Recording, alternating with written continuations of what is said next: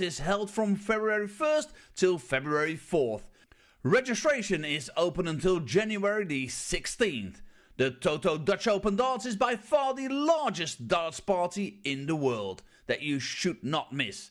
And the men's and women's champions go to the Lakeside in December 2024.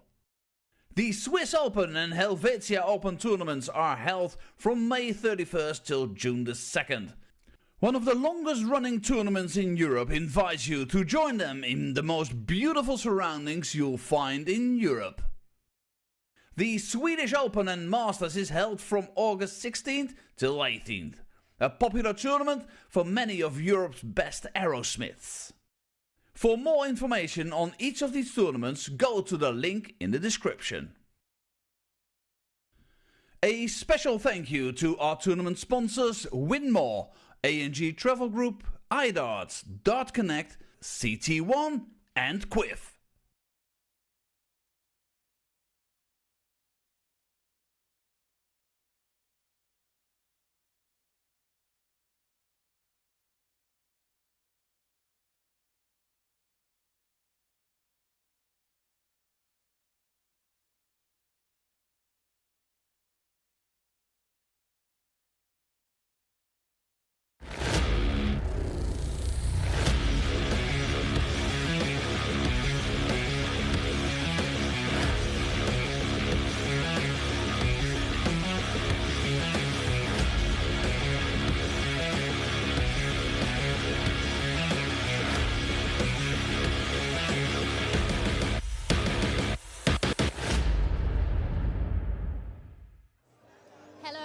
Welcome to a very noisy Lakeside for semi-finals night of the CT1 WDF World Darts Championships. I'm Jo Ankia and I'm joined here by Scott Mitchell. We've got a full house, full energy Saturday night semi-final session. It's always one of the most high energy sessions of these World Championships, isn't it, Scott? Yeah, it is. Saturday evening one's always special.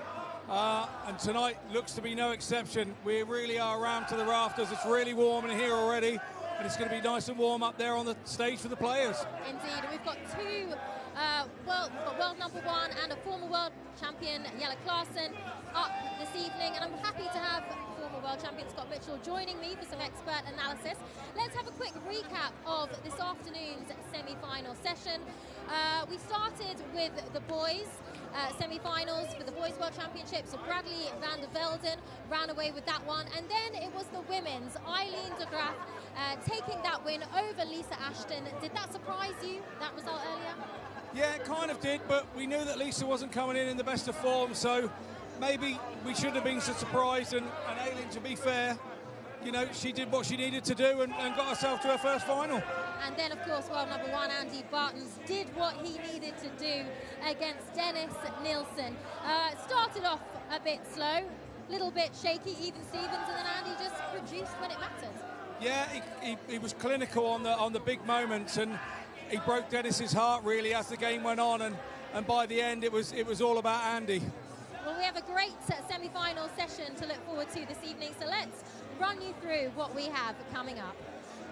As mentioned, we have the boys semi-final second set. It will be Andras Borbeli. He's the world number one from Hungary, and he goes up against Ireland's Adam D. Then the women's semi-final, also world number one in her own right, Bo Greaves, bow and arrow, going up against Wales's Riano Sullivan. That's set to be a great match there. And then we have an all-Dutch semi-final, Chris Landman against Yella. So a former world champion there, Yella, trying to see if he can make it happen again against his fellow Dutchman, Chris Landman. Let's have a little chat about the boys' semi-finals that we've got coming up next. We saw Bradley van der Velden do a great job this earlier today. He is 15 years old, but now we have two 18-year-olds, one of whom, Andras Borbeli, is world number one. Tell us what you know about Andras and just how good this 18-year-old is.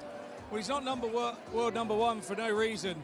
He's got a great contingent and a following with him here. He's got 5 or 6 Hungarians. It looks like they've all come dressed in the right gear.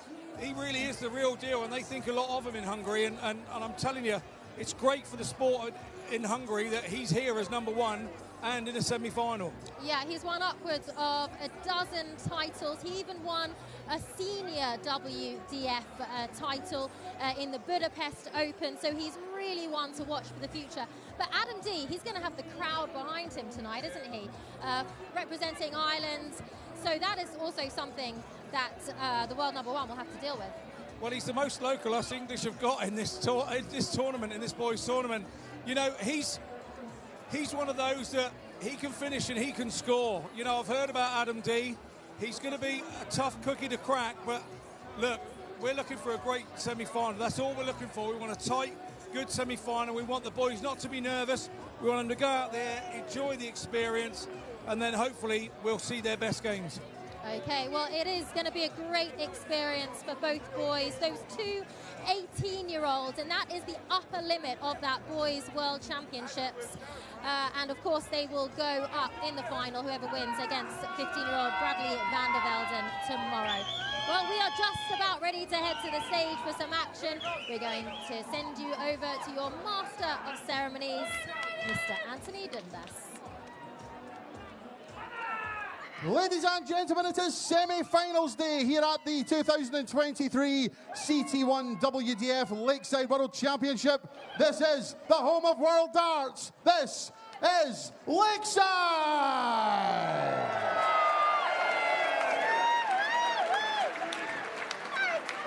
We welcome to the stage, first of all, the former Irish Open Youth and reigning Swiss Open Youth Champion from the Republic of Ireland, the one and only Adam D!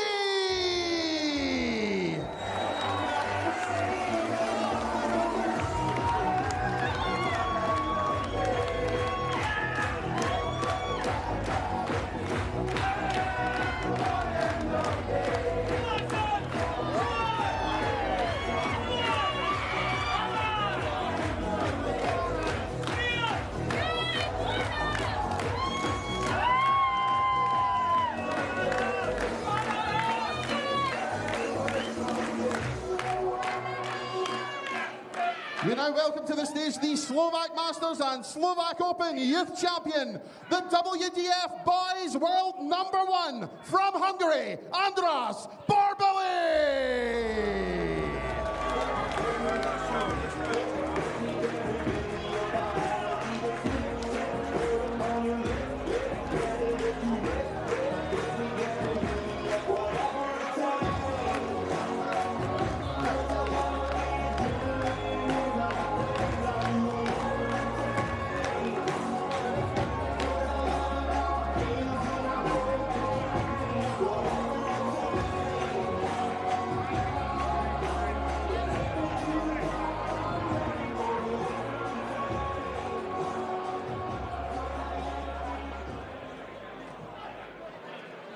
Good evening, everybody. Welcome back to Lakeside, where semi-final Saturday has not failed to deliver. Saw 3 excellent matches early on. We have got 3 finalists in the bag: Bradley van der Velden, Eileen de Graaf and Andy Bartons. One of these 18-year-olds is looking to become the boys' champion this year, and the man throwing in your picture now, Andras Borbeli. We can probably describe him as the Andy Bartons of the WDF youth system. He's picked up 7 titles this year. He is rated at #1 and by a country mile as well in terms of his ranking points. But Adam D, the young man from the Republic of Ireland, is a title winner himself on the youth tour, and in the only meeting they've had together, he's taken the victory. It is a big occasion for these teenagers who are comparative veterans at 18 years old compared to the 15-year-old school kids we saw on stage at the start of the evening. A huge night is in prospect, not just for them, but for everyone here. I'm delighted to have Scott Mitchell alongside me for what should be another unbelievable session of darts. It certainly is, and when you look at this one as well, you think how this is starting the evening off. 2 of the top youth players in the WDF world ranking at this moment in time. What a great way to start the evening off. 100. Adams obviously won the bull up out in the back room. He started.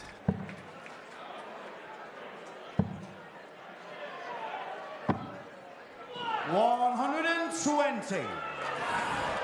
Millimetres away from a 180. I thought that point was touching the red bit for a minute then. In the commentary box, we both leaned forward towards the screen at the same time then to get a closer look. Yeah, it's safe to say that even though these are, in darting terms, two infants, they've got more experience than Mats Theobald and Bradley van der Velden, who we saw. They're more highly rated in terms of the ranking system, so we perhaps should expect a higher quality game, particularly where this young man is concerned. I mentioned Andy Barton's of the WDF youth system. He's got a Wesley Plausier style shirt where it's surname and then first name. Maybe we're missing some out here. Maybe my next one needs to be Mitchell Scott on the back. Not to be confused with my dear friend Mitchell Clegg, who's out in Australia. 95. It is Andras who's made the better start. Hungary, the only nation to be represented in all 4 of the tournaments we've run this week, in the men's, women's, boys and girls. We'll see Christina Tarai in action against Aurora Focasato, but this is for an early break of throw. He's looked very comfortable on the stage already. He could be set for a 15-darter. 55. Not a terrible miss. He's in double 16. Is he going to get back? That's the question. Will he stay there, or is he coming out to 16, Adam D? Yes, he is. Double top. 56. To be on this occasion. 32. So this is for a break of throw. Not showing them. No, not at all. He has quite an entourage I saw at the hotel this morning. And all in their 60. Hungarian dress, and obviously Team Hungary, and Hungary as a darting nation is leaping forward 81. and emerging with players now. They're a fairly sort of young nation of dart players, and sort of new to the WDF in relative terms to most of the other countries, but they're coming in and really putting players on the map, and they're putting Hungarian darts on the map. 43. Yeah, they certainly are, particularly in the WDF system. We see plenty of good tournaments staged, particularly in Budapest, and has been big representation. So Veronica Ihas on the walk-on, wishing Andras the best of luck. 80. And I think he got a bit of luck with that first start. What you'd call a very early release. 57. D1 and only, which explains the remixed Chesney Hawks walk-on song. 60.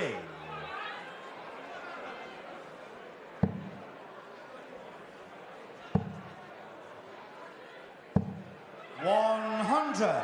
Looking to become the second Irishman to pick up the boys' title after Keane Barry 3 years ago, and he's certainly someone who's made big leaps in his career. 100. Yeah, he most certainly has, and took the PDC by storm when he got his card. Yeah, he qualified for this year's European Championship, which is 41. absolutely no mean feat when you're not a seeded player.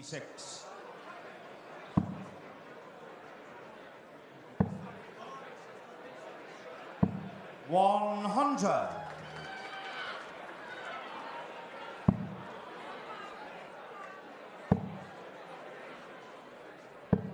59. Andras, you require 56. I think it's fair to say Adam D has taken a little time to settle here.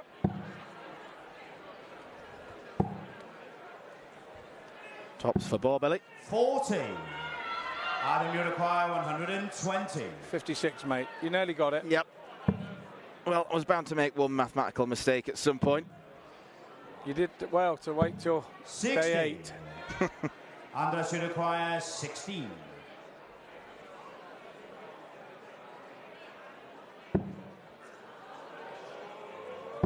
In shot to the Double 8 for Andras Borbelly. Third leg, Adam to throw first.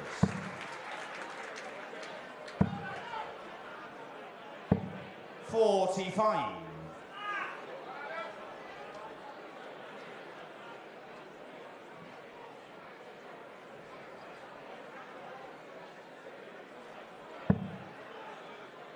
Over 1,000 people packed inside this wonderful venue tonight. 22. A dead sellout.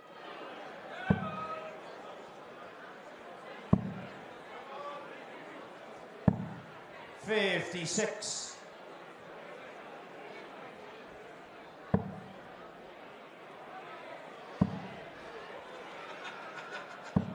81. Adam D needs to find a treble here. He's got to start finding his range here, not stop overthinking. That's better, young man. 100.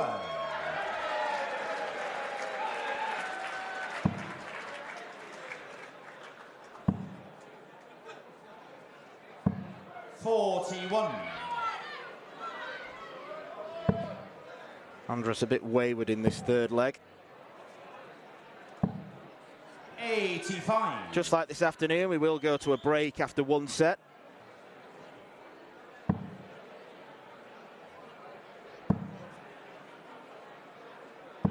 $60.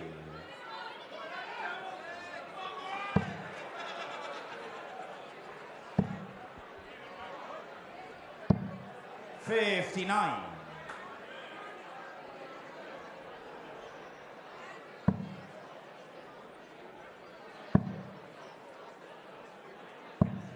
39. Adam, you require 156. Outside chance of a finish for Adam D, but just needs to keep his focus on staying straight, setting up.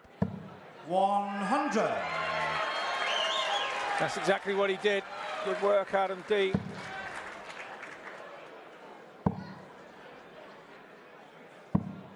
$41. Adam, you require 56.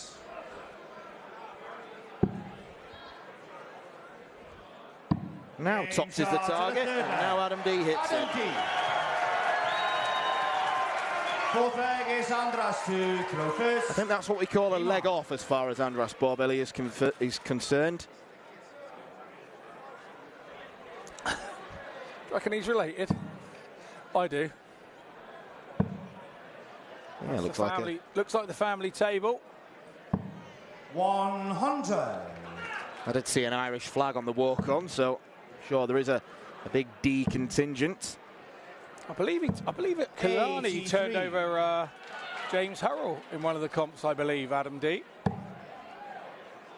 I may be mistaken, but I remember reading that somewhere. 40. Yeah, that's the real learning ground for these lads. It's playing with men and playing with experienced men as well.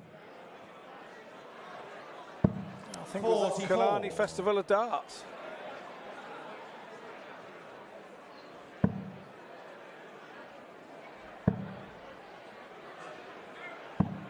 $40.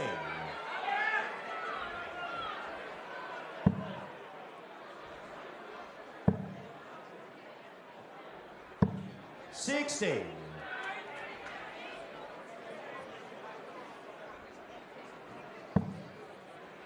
Staying close to Andreas here. Adam D in this leg. 60. Yes, that's definitely the We family. can absolutely be certain now. We can conclude that one. The minute the 57. Irish flag was being waved. He's got to be careful here. He's got to make sure the game doesn't pass him by. Both lads have.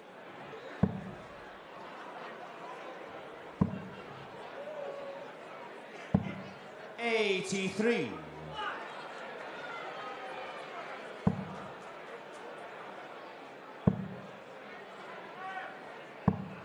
59.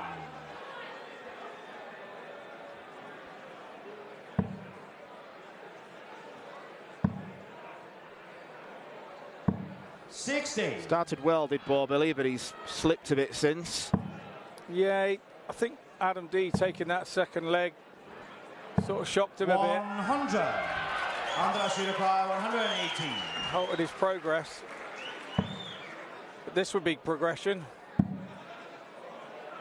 Tops for the sets. In charge in the first Proper set. progression. Andras Borbeli. Andras Borbeli started quickly, then faded, then ended with a bang. The #1 seed in the boys' tour. He's proving why he is the #1 man.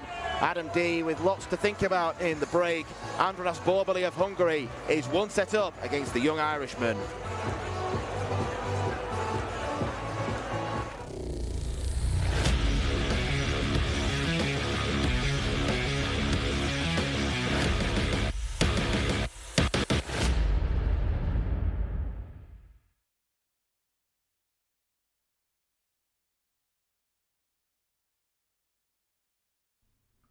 This program is brought to you by Benji Marine Engine Repair and Trading. Specialized in Wärtsilä engines with a 24-hour-a-day, high-quality, worldwide service. And by Hemeco Storage Systems, your one-stop storage system solution with over 100 years of experience. The 45th annual Winmau Fleetwood Memorial Las Vegas Open will be held from January 19th till the 21st. Sin City welcomes you to come and play in the entertainment capital of the world. Both men's and women's champions will win places at the 2024 WDF World Championships. The Romanian Darts Festival is from January the 26th till January the 28th. Come join the party in Bucharest. Register to play by Wednesday the 24th of January.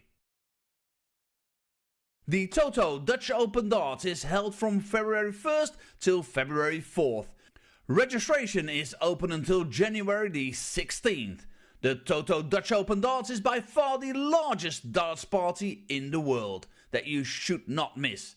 And the men's and women's champions go to the Lakeside in December 2024. The Swiss Open and Helvetia Open tournaments are held from May 31st till June the 2nd. One of the longest running tournaments in Europe invites you to join them in the most beautiful surroundings you'll find in Europe. The Swedish Open and Masters is held from August 16th till 18th. A popular tournament for many of Europe's best aerosmiths. For more information on each of these tournaments, go to the link in the description. A special thank you to our tournament sponsors Winmau, A&G Travel Group, iDarts, Dart Connect, CT1 and Quiff. Welcome back to Lakeside. We're having a lot of fun down here on a Saturday night, aren't we? Well, it is 1-0. Andras Borbeli, the world #1 boys, is leading over Ireland's Adam D. Well, Andras, he came out of the gates fast, as they say, even though he didn't have the darts. And Adam gave him a little run for his money towards the end, but it's all about the world #1 so far, isn't it? Yeah, it is. He seemed to settle early. Although Adam won the bull up and had the darts, he stole the darts straight away from Adam, and that was a good thing for him. Then he held his own throw comfortably.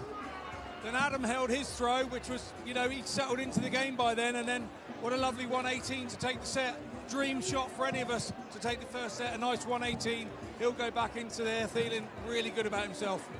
What can Adam do now? Because we know that Andras is the favourite here. Adam obviously did take that one leg. You know, there's something in him. He's got the crowd behind him. We've seen his family in the audience. What does Adam need to do now? Try and forget everything that you've just said. You've got to remember you're up there on your own. You're doing it for yourself. You've got to believe in your ability. You know, cometh the hour, cometh the boy, and he'll do it. You know, he's had good runs lately. He's a class act. He's just taking time to settle, but he hasn't got much time. He's now got to break the Andreas throw to take this next set to stay in the match. Okay, and even at a senior level, Andras Borbeli is very impressive. What is it so impressive about his style and the gifts that he has? Well, you can quite see that he's comfortable in that hot atmosphere here. He's very stable. He doesn't look nervous. He looks to be believing in his ability. And when you're up there, you have to have a bit of form coming in and believe in your ability. And that's exactly what he's done in the first set. Okay, well, let's take it back to the stage to see if Adam D can close down the world #1, Andras Borbeli. He's got some work to do, that is for certain. Adam D, one set down against Andras Borbeli. So he's looking to continue his winning streak of form. He won his previous tournament coming into here. 4-3 win in the final of the youth version of the Czech Open, beating Kimi Seaman. But Adam D is a winner on the youth circuit as well, an Irish Open winner and a Swiss Open winner this year.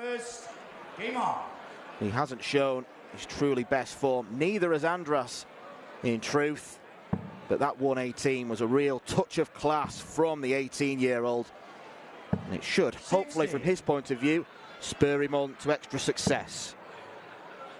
Yeah, he definitely settled the quicker in that first set, didn't he? And that 118 showed that he was really settled. To be fair, he only just hit the 18. It was right in the top corner. If you were a penalty taker, it was perfect. And you can see that he's now settled.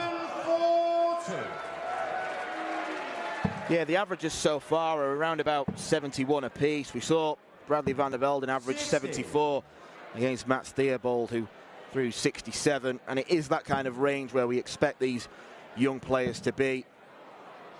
They're talented lads, but what they don't have at this point is stage experience and that ability to be consistent. Once that comes, they should be in for really good careers. Those players that have been up there will understand that you have an adrenaline rush while you're up there, and it makes you throw slightly differently. It makes you overthrow and overpower. And at the moment, that's exactly what's happening to Adam D. You can see that the adrenaline is getting to him, and he's not quite controlling it. Whereas Andras looks in full control of everything that he's doing. And that's possibly why he's the world number one. 95. Andras should require 40.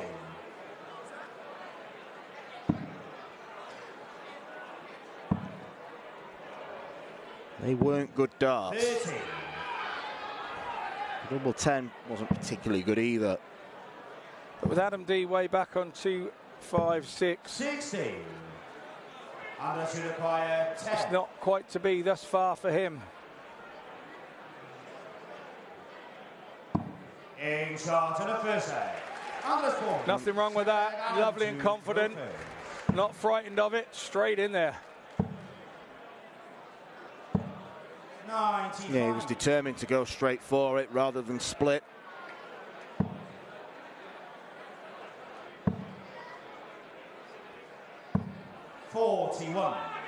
That shows what a good opening throw that was from Adam D. Andras didn't get there with him. 120. A bounce out away from a very first big stage maximum.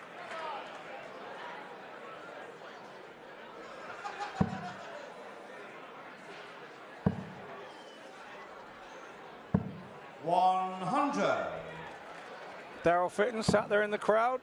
Helen Chamberlain just behind him, former Soccer AM presenter. 84. She loves the darts, does Helen. I've heard she's a pretty handy player herself. Yeah, she played in a Monday Night League or something, a ladies' league, and yeah, she loves the game. She absolutely loves the game.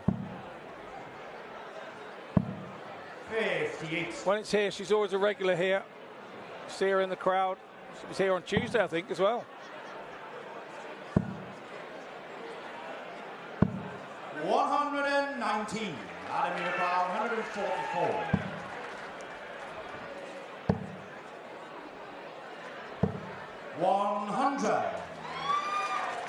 Slices off a ton to leave a single to double.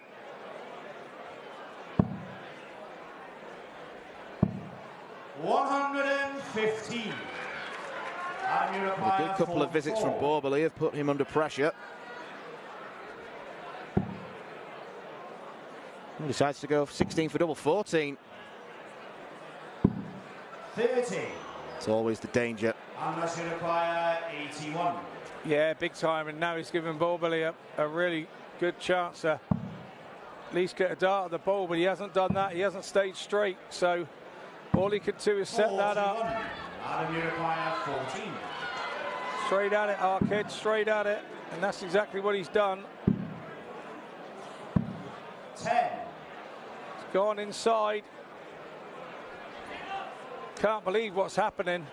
Andras should require 40. Those visits of 119 and 115 maybe got into Adams' head.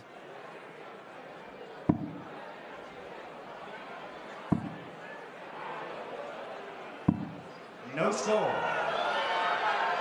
Adam, you require 4. None of those were close to the top's target. The first 2 weren't good markers.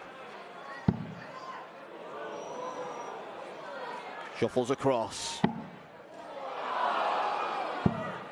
Finally gets it. Losing composure then. Yeah, that was a difficult dart. That could have made him start to think, oh, you know, it's not my day. I'm not having any luck here. But he didn't. Slotted the third dart lovely, and the second dart being in round the light didn't bother him one bit. 60. Garen Roderick calling the scores. 43. Combining his duties of refereeing with picking up takeaways this week. He and Charlie Corstefine have done a sterling job where that's concerned. 100. Yeah, they're the head chefs this week. And he joined me in the comms box for a few games as well. 60. Man of many talents is our Garen. He is.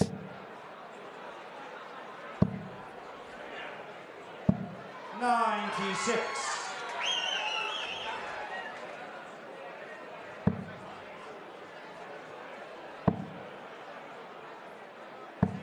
100.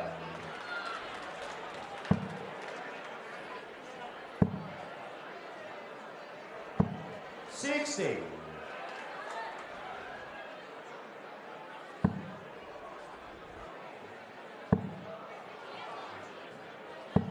'Looks like Adam's doing a little bit of stretching in the background and to loosen up those muscles. 60. And that's an opportunity missed. 140.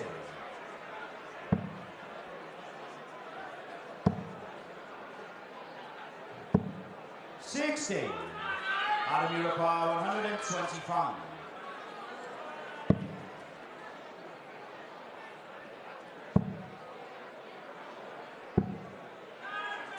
93. Reasonable 16. Unless It's you require 80. decent setup shot, but missing the ball entirely. Oh, Great what a adjustment. recovery. What a recovery. Stops and has a good look. 60. Adam, you require 32.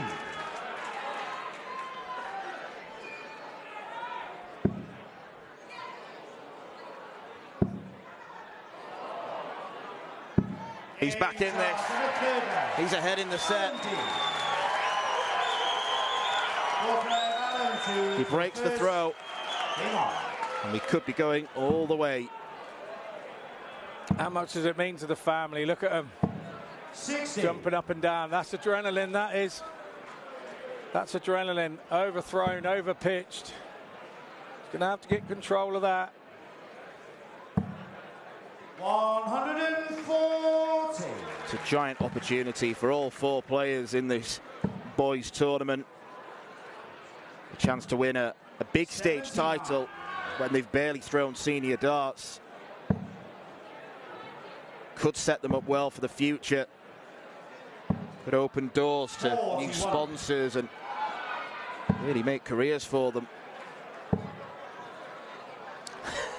Gives everything away. We're getting all faces here from Adam D. And we're getting totally the opposite from Andras. He's just doing nothing. Giving nothing away. 140. Very old stone face like, I could say. Yeah, it's as if Adam D is trying to pull as many iPhone emoji faces as possible. We've had the tongue out. We've had the gritted teeth. That was a good visit. Good treble with the last visit, 60. and that put Borbelly under pressure.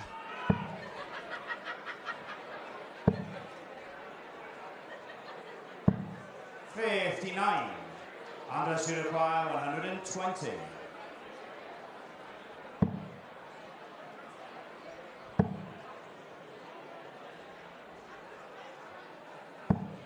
60. Adam, you require 122. We were down the pub, we'd be saying, good six, mate, good six. Treble here. Not to be, he'll stay there. 54. Andras, you require 60.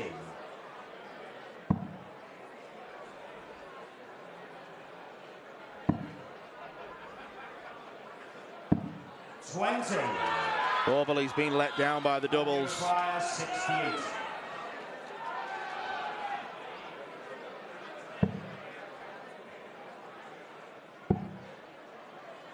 Double 16 for the set.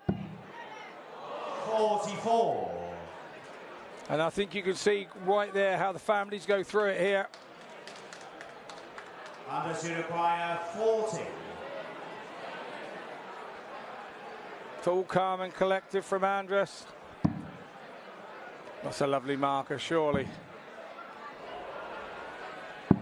In charge of the fourth bag, Andras Borbely. How quickly this sport can turn around. Game on. Adam missing one dart at double 16 for the set. And now the game might only be one more leg old before it's done.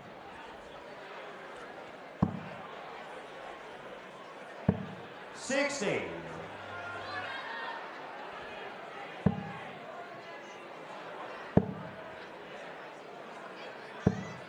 $87. Again, way away from the target on the treble 19. 40.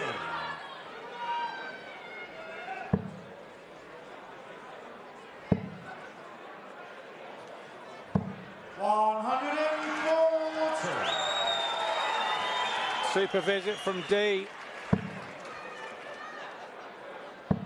All the pressure now on Borbely. 43. Can hear the shouts of "come on, Adam" from our commentary position.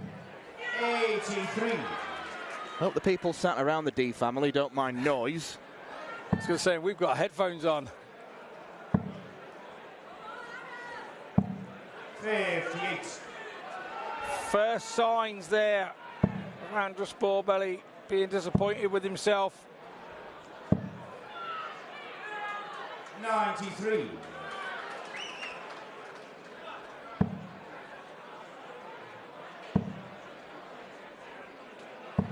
$60. Adam, you require 98. Chooses to split. Wants double 16 and he gets it. And the game is leveled up.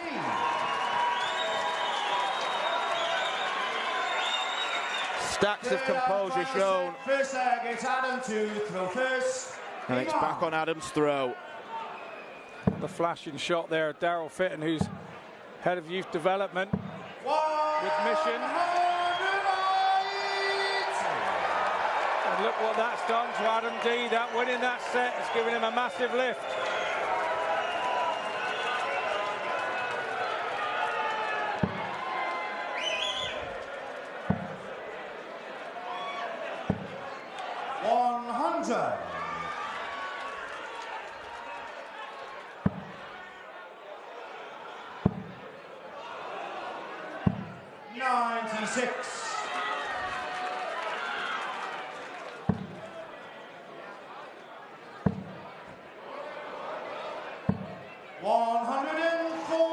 Good response there from Borbely.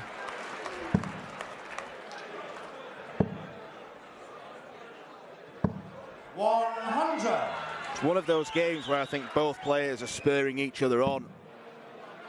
When one drops off, the other does. When one picks up, the other does. 100. Adam, you require 125.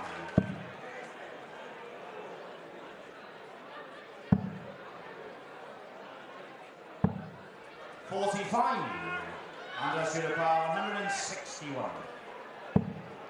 Anything like a ton here will pressure Adam D's 80. And he started the leg so well with a 180. 80. Some of the Hungarian fans there. Tops for D. Oh, he's dragged that.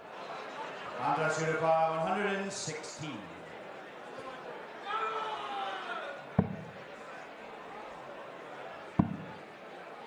Double 18 it is then. 80. And what would have been a steal of a leg, really. Hadn't been in that whole leg.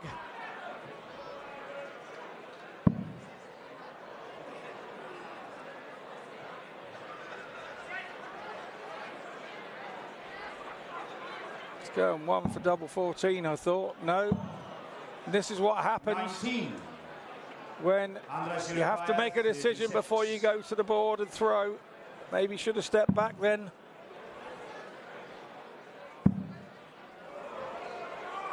No score. There's the pressure showing. 16.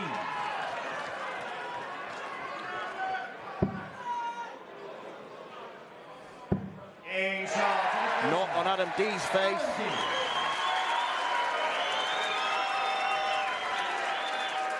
Probably feeling the pressure and the heat up there. Throw first. Game on. Mouthful of water, composes himself. That's how it happened. He had 3 darts at the double. You won't remember how many Adam D had. You don't when you're a player up 60. there.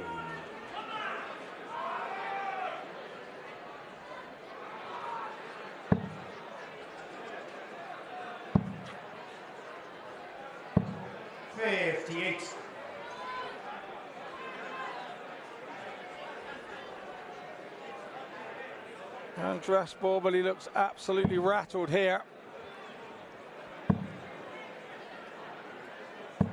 100. And that's a good response to whatever upset him.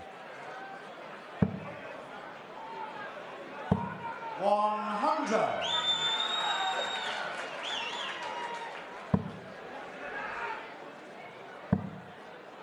Loads more room. Yeah, great dart.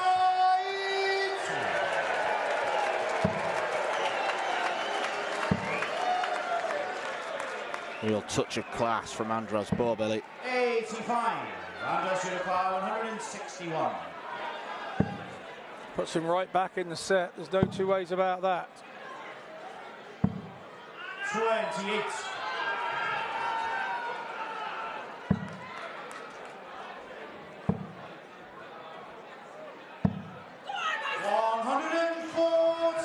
Andras Uruguay 133. Go on, my son. In case you couldn't hear that scream. 97. That was right by us. 118. Here in our commentary point. Andras has already taken this. And Adam joins the club. Sensational bottle from Adam D. He breaks the throw and goes within a leg.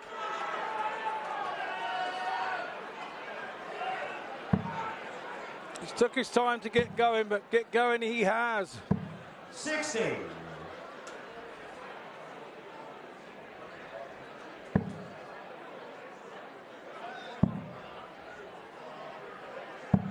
$57.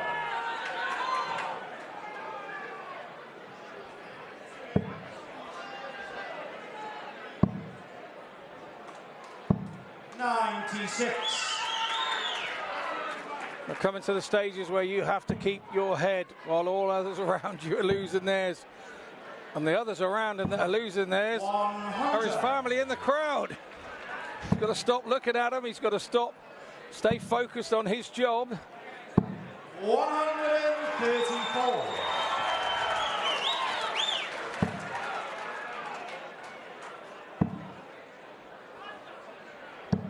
$85. He is in the box seat. But he doesn't want to be taking chances with treble-less visits.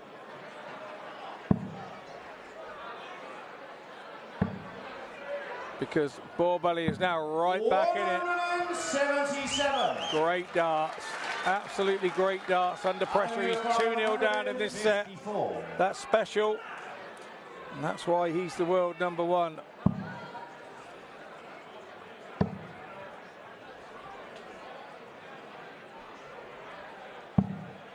$57. Andras Uruguay 82. Ball for double 16. He's not out of this yet. That is class. Absolute class. He's 2-0 down. He's staring defeat in the face. And what a lovely two-dart outshot that was. Surely that's going to give him confidence going into this leg. Surely that's going to give him momentum and belief. 40.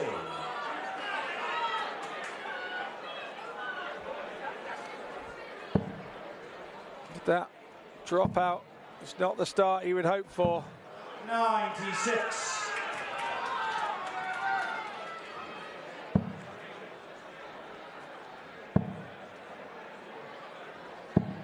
58.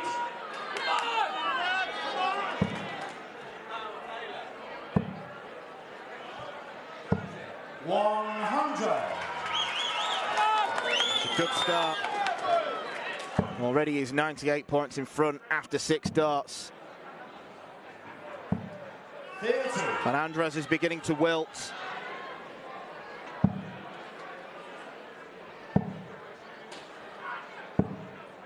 76.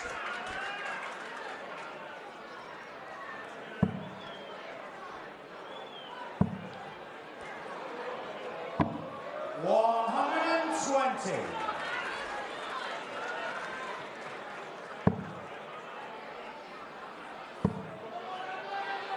Switches to the 19s. 97. Gets to a finish. He's been successful on that switch in this match. Borbely just checking what he's got left on the board. He'll stay there and try and hit another of those, and was very successful in doing so. 132.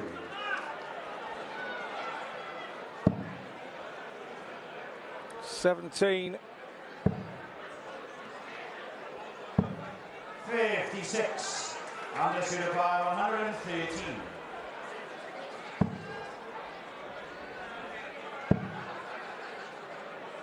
Adam D is going to come back and get a chance to win this game. Adam Uruguay 76. Treble 20 will start. 2 darts at double 8. And Adam D is a winner. He is in the final of the Boys Championship. And the family are absolutely ecstatic. The #1 seed has been knocked out by this impressive youngster from the Republic of Ireland. He looked completely nerveless in the last set. It was a slow start, but that will build up so much confidence for him. A surprise result perhaps, but Adam D it is who prevails. He's beaten Andras Borbely 2-1.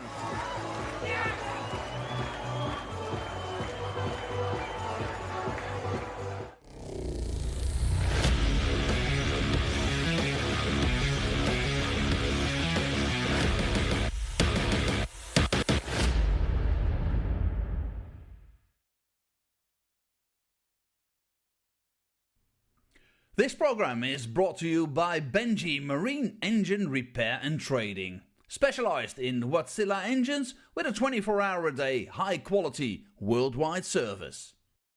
And by Hemeco Storage Systems, your one-stop storage system solution with over 100 years of experience. The 45th annual Winmau Fleetwood Memorial Las Vegas Open will be held from January 19th till the 21st. Sin City welcomes you to come and play in the entertainment capital of the world. Both men's and women's champions will win places at the 2024 WDF World Championships. The Romanian Darts Festival is from January the 26th till January the 28th. Come join the party in Bucharest. Register to play by Wednesday the 24th of January. The Toto Dutch Open Darts is held from February 1st till February 4th. Registration is open until January the 16th. The Toto Dutch Open Darts is by far the largest darts party in the world that you should not miss. And the men's and women's champions go to the Lakeside in December 2024. The Swiss Open and Helvetia Open tournaments are held from May 31st till June the 2nd. One of the longest running tournaments in Europe invites you to join them in the most beautiful surroundings you'll find in Europe. The Swedish Open and Masters is held from August 16th till 18th, a popular tournament for many of Europe's best aerosmiths. For more information on each of these tournaments, go to the link in the description. A special thank you to our tournament sponsors Winmau, A&G Travel Group, iDarts, Dart Connect, CT1 and Quiff. Welcome back to the CT1 WDF World Championships, where Ireland's Adam D has just dismantled the world #1 Andras to take his place in the boys' World Championships finals tomorrow. What a thrilling match that was. I mean, a comeback from Adam D that not many people expected, apart from his family over here perhaps. How did he do it? Well, I think the break came for him at a good time. You know, Andras went in really confident and happy at the break, but Adam probably needed that break, and he came out a different player. He then continued to start playing well and held his own broke throw nice and early and got that second set 3-1, and then he looked the more comfortable. That 118 when he hit that to go back at Andras, that was the shot for me where he felt that he knew he was going to win it. It was just such an exciting match overall. The level at which they were throwing at, men's games at that level. How impressed were you of what you saw, especially of Adam, playing under this pressure, home crowd, and performing when it matters? I think he did extremely well, given the pressure of his family. I mean, it's not that you could be up there and not hear that. I know it's a difficult thing. Your family could affect what you're doing up there, and they were very vocal. It seemed to help him in the end, and it started to rattle Andras at the end, didn't it? And we could see him physically being not happy with himself. So, you know, you feel for him. He's the world #1. He's 18 years old. He's not going to get that opportunity again. That's gone now. So you do feel for him, and it's been a long wait to get here, and maybe that could have affected how he's felt. Yeah, sheer disappointment there for the world #1. Looking ahead to tomorrow's final, though, Adam D now takes on Bradley van der Velden. Judging from what you've seen today, how do you think that could play out? Well, in darting terms, they've both got a little bit of pomp about them. They've both got a little bit of exuberance about them. And I think we're going to see a bit of peacockery tomorrow between those two, backwards and forwards between each other. And I can't wait to watch it. It'll be a great game. Okay, well, coming up shortly, we have the women's semi-finals. It is the world #1 and the reigning champion, Bo Greaves, from England, of course, taking on Wales's Riano O'Sullivan. Now, this is expected to be such a great match, not just because of the England-Wales rivalry, but these two.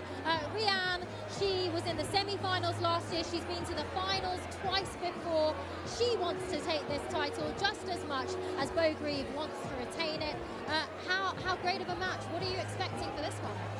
Well, I'm expecting Riano to sort of come out with no pressure on her. She's not the favourite in this one, without doubt. And it's not many times that Riano will get to play without being the favourite in the ladies' game, because she's that good. I think she has to take advantage of being the underdog this time round and really enjoy being the underdog and go up there and just play your own game and not worry about what Bo's doing. She's been around a little while now, Riano, and she knows how to play these big games. Bo has been near perfect this week. She took out Paula Murphy yesterday without dropping a leg. She's dropped a single leg this entire week, and yet she said she's not happy with her game. Her average at 88 this week. That just shows when she's at her best, she is a level above, isn't she? She is a level above, but she knows she's got a different game today. She knows she's got somebody that knows what they're doing up there. They have experience up there. And this will be a very different game for her than the Paula Murphy game, and she will approach it very differently. She knows she's going to be in a game tonight, but she will have to start quickly and get on top of Riano nice and early. Indeed, and every champion can have an off day, so anything could happen. What do you like about Riano's game? Where do you think she could take an edge? What I like about her is she doesn't overcomplicate things. She doesn't over-panic about anything. And if she makes a mistake, she has a giggle about it. She doesn't take it on board. It doesn't affect her for the next 3 or 4 throws. It's gone. She has a giggle about it back behind herself, and away she goes again. She forgets it as fast as anything. I think that's one of her best traits. And what will it mean to Bo if she does take this title again for the second time, still as a teenager? Well, she's one step away from that yet. She's got to get to the final first. She won't be looking or thinking about the title. She'll be looking and thinking about Riano and this game. Okay, well, it is all to play for just after the break. Don't go anywhere because it is England against Wales. It is Bo Greaves against Riano Sullivan. We'll see you in a couple of minutes.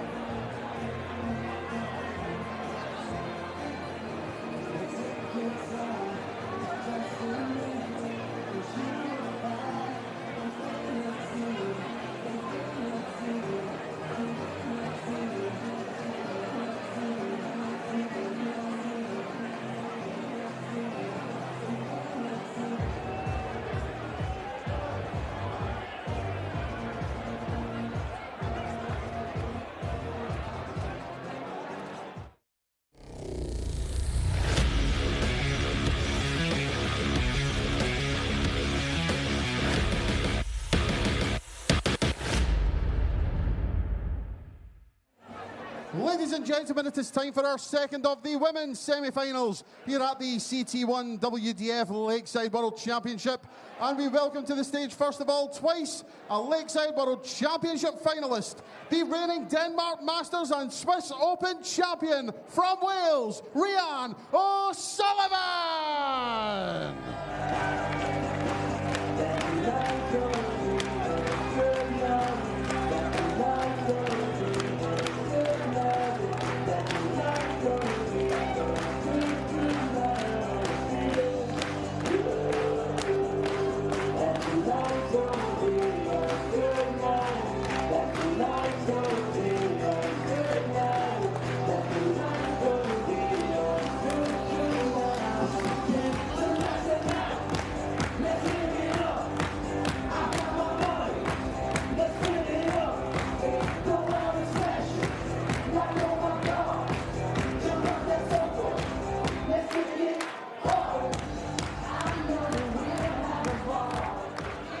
We now welcome to the stage the reigning Winmau World Masters and WDF World Cup Singles Champion, the reigning Lakeside World Champion from England, Bo Greaves!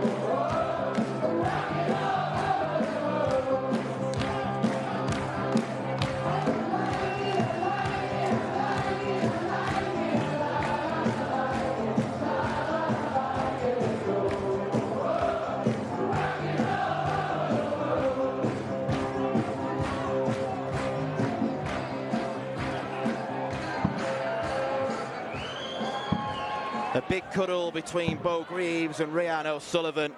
But in a few moments' time, they will get down to business. The defending Lakeside World Champion Bo Greaves has swatted aside her two opponents so far. Lorraine Hyde only took one leg against the brilliant woman from Doncaster. And then American Paula Murphy went off stage, having not even got a shot at a double. Riano Sullivan made light work of Suzanne Smith, and then it was a 2-0 win against Dita Hedman in the quarter-final. Put under a little bit of pressure in the second set.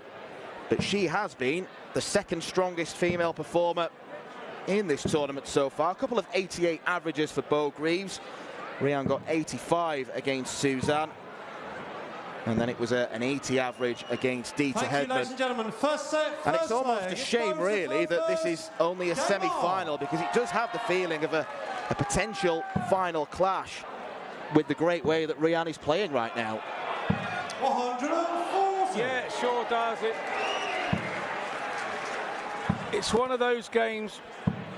Rian is a real tough, dogged character on the dartboard, and she's fun away from the board. And I know that Bo Greaves is going to approach this as a totally different game, because she knows exactly what Rian has in the locker. Well, the head-to-head record is as follows. They've played each other 14 times. Rian won the very first meeting. Bo subsequently won the next 10, standard, 7 of them in finals. Riano Sullivan has won 2 of their last 3 meetings. And that is why Bo will be taking her very seriously indeed. And you can understand she was going through the emotions a bit last night. Paula Murphy really struggled with the situation, but she'll go home happy. This is early doors here, where they're both, a little bit nervous.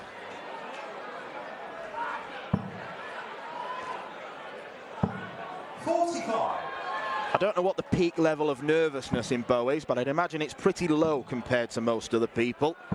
100. Bo requires she just loves playing darts. That's what Bo does. She just loves playing darts. He's a chilled out character who has won the first leg on double 6. Second leg, it's ready to throw first. Going on. I do believe, though, of all the competitors in the women's field, Riano Sullivan is the one out of everyone who has the least reason to fear Bo, because of those recent victories, and of course because of her own ability, which she's shown lots of in this tournament.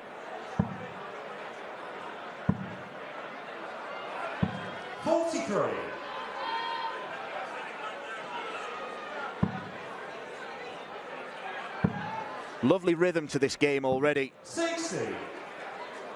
Yeah, absolutely. 100. Quick thrower is Rian, probably one of the quickest in the women's game, because she doesn't really pull her arm back. It's more just a flick to the board. Very effective. 55. Little mutter to herself there, Bo, saying, come on, Bo. 45. It was a slip from Bo Greaves where she didn't really hit a treble, and Rian didn't take advantage of those. She's a little way in front. Bo is always capable of this big scoring to catch up. 97. Bo require 121. 11 or treble.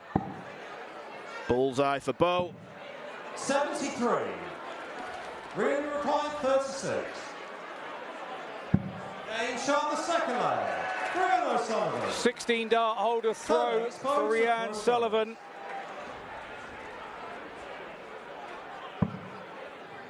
And Sullivan is just 60. stamping her feet in and saying, look, I'm going to hold my own throws, and I'm going to try and challenge yours. Impressive start from both here. She's been playing high-level darts, Rian, for a long time now. A 2-time runner-up, losing to your good pal Trina Gulliver on both occasions in 2010 and 2011. 100. She's still winning titles, the reigning Denmark Masters champion, the Swiss Open champion. 140. But Bo's title haul would put an awful lot of darts players to shame. 60. Even at the slender age of 19. It's phenomenal, isn't it? Just phenomenal. A rare talent. 100. A generational talent. Yeah, definitely. 100. Bogey requires 76.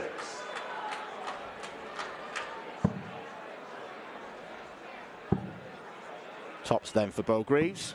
Game shot on the third leg. Gets back in front. Finishes of 75 and 76.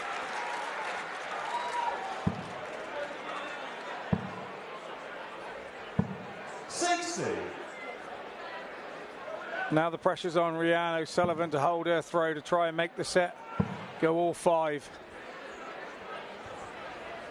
140.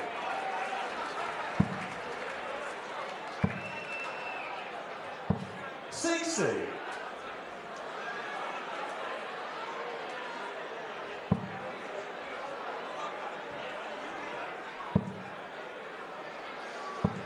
100.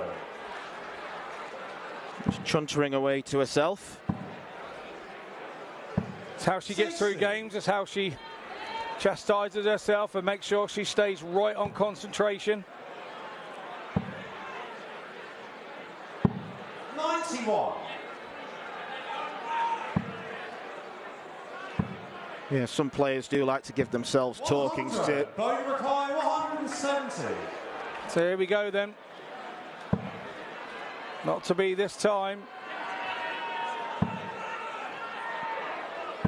60.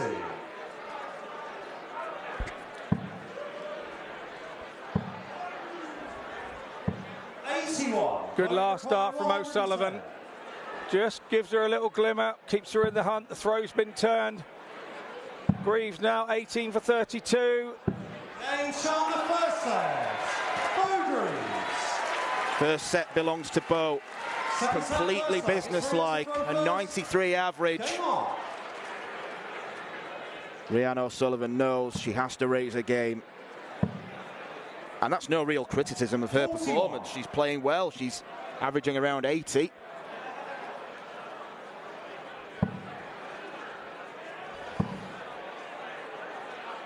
But this precocious teenager from Doncaster is almost immune to pressure. 100.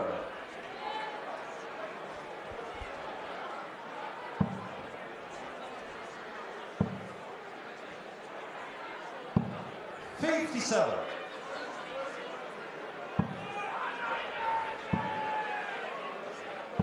60. It's also the small matter of the finances. Difference in prize money between the semi-final and the final is £5,000. 140.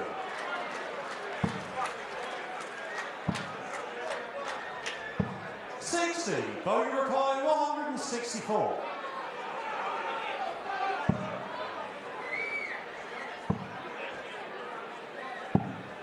89.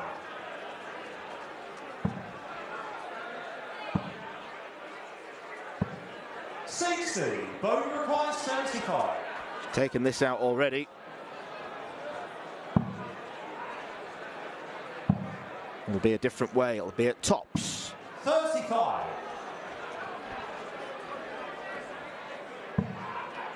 O'Sullivan's throw under threat here. 100. At the start of set 2. 20.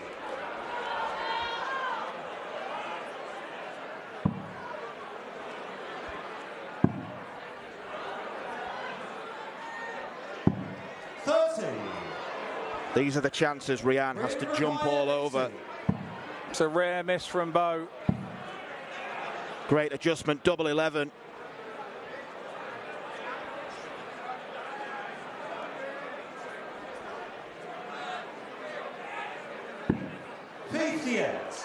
Bogey required 10.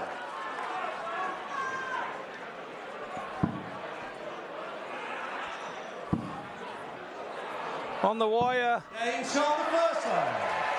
Greaves. In the green bit. In. Second leg, it's forward to throw first. Game on. Break a throw to the current world champion. She's really setting her stall out here. 100. All the controversy before the tournament about has she chosen the right tournament to play in. 140. She answered all those questions absolutely brilliantly for me, saying she wanted to play in a women's world championship, not an open one. And here's to argue. 41. Now she's here. Looking very, very good in this semi-final. Riano Sullivan not doing a great deal wrong. It's all about Bo Greaves doing an awful lot right. 68.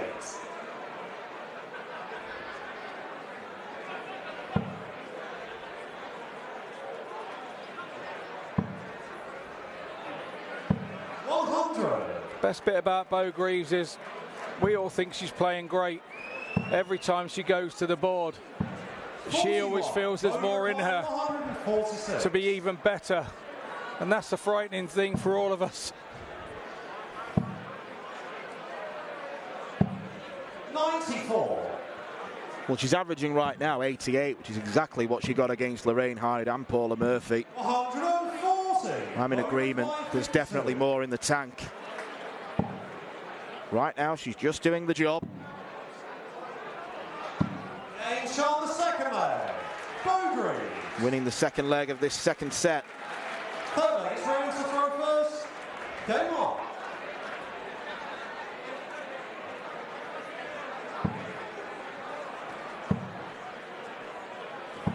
60.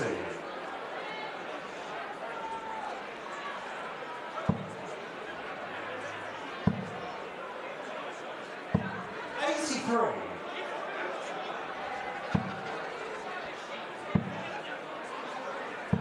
100. Such a rapid fire game, it's flying past.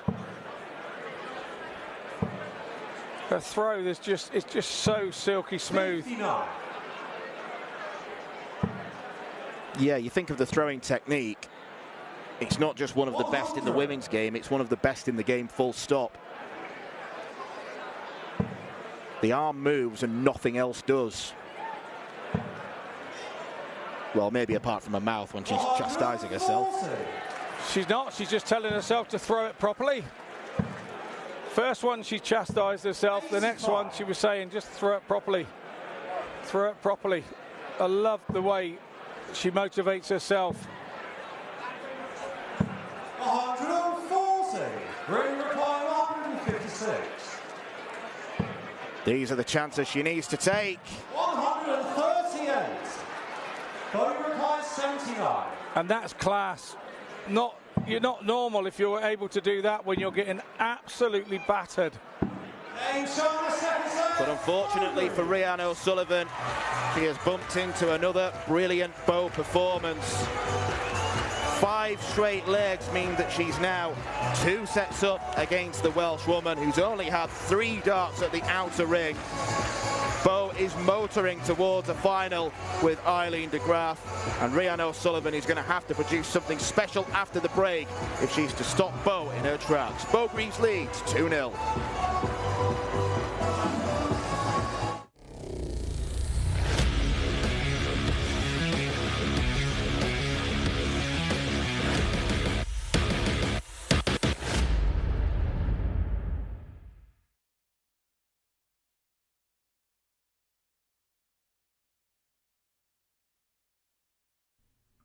This program is brought to you by Benji Marine Engine Repair and Trading, specialized in Wärtsilä engines with a 24-hour-a-day, high-quality, worldwide service. And by Hemeco Storage Systems, your one-stop storage system solution with over 100 years of experience. The 45th annual Winmau Fleetwood Memorial Las Vegas Open will be held from January 19th to the 21st.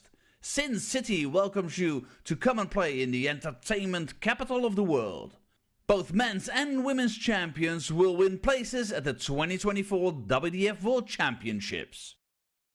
The Romanian Darts Festival is from January the 26th till January the 28th. Come join the party in Bucharest. Register to play by Wednesday the 24th of January. The Toto Dutch Open Darts is held from February 1st till February 4th. Registration is open until January the 16th. The Toto Dutch Open Darts is by far the largest darts party in the world that you should not miss. And the men's and women's champions go to the Lakeside in December 2024. The Swiss Open and Helvetia Open tournaments are held from May 31st till June the 2nd. One of the longest running tournaments in Europe invites you to join them in the most beautiful surroundings you'll find in Europe. The Swedish Open and Masters is held from August 16th till 18th. A popular tournament for many of Europe's best aerosmiths. For more information on each of these tournaments, go to the link in the description. A special thank you to our tournament sponsors Winmau, A&G Travel Group, iDarts, Dart Connect, CT1 and Quiff. Welcome back to a loud Lakeside as women's favourite Bo Greaves looks like she is running away with this semi-final over Riano Sullivan, but it's not a whitewash, is it? Because Rianne did take a leg, and that does leave a little opening of hope for Rianne to perhaps make some sort of a comeback. Give me your thoughts so far, what we've seen. Yeah, I mean, the first set, obviously Bo with the dart, she held her throw nicely. Rianne was still in that first set at 2-1, and then a big leg from Bo to take the set, and then from there on, Bo's grabbed a whole load of confidence, and she's now continued on. Her throw looks silky smooth. She doesn't look to be in any problems at all, and the only chances Rianne got then was that 1-5-6 last throw, and unfortunately for her, she was just inside the double 18. She showed her class then by even getting a dart at the double. So there's still a bit left in this, and I think Rianne needed to break more than Bo did, for sure. Indeed, and Rianne is still averaging around 80. It's great to see that Bo's dominance isn't setting Rianne off mentally. Rianne's still holding her own. She's not being put off or thrown off. She's still actually performing very, very well, isn't she? She is, and Rianne is an experienced performer. She is one of those that has just so much experience. These sorts of things don't faze her anymore. When she was playing Trina back in the day, you know, in those two finals she made, yeah, it probably did then, but she's seen a lot of darts, she's played a lot of games since then, and this type of thing doesn't faze her. She could get back into this, but she's going to have to do it very early and try and break Bo's throw, and to be honest, the way Bo's playing, I don't fancy trying to break her throw tonight. Indeed. Well, Bo is averaging around 88, which is how she's been playing all week. Do you think she'll be happy so far? We know she's her own toughest critic. She is her own toughest critic, and she looks at averages, but at the end of the day, winning's winning, and she knows it doesn't matter about the average. It's about getting through those rounds and getting back to that game that she wants, and that's the world final game. She wants that. She wants to be a world champion more than anything again, and that's why she's here. She chose to be here for that reason. She's halfway there. Okay, well, it's 2-0 to the reigning champion, Bo Greaves. Let's see if Riano Sullivan can pull something back, or if Bo is going to pull her way into the final once again.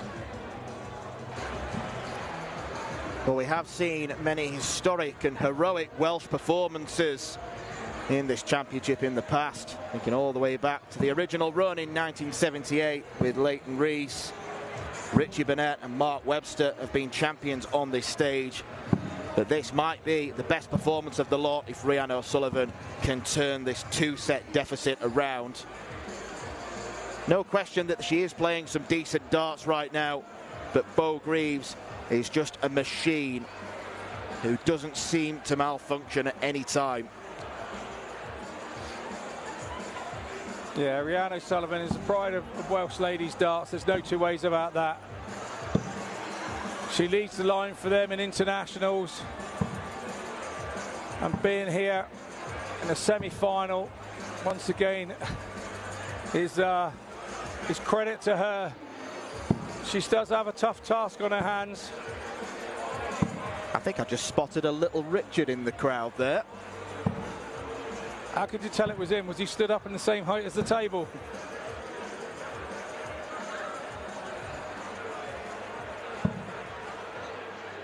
Good old little Dickie. It's nice to see him here.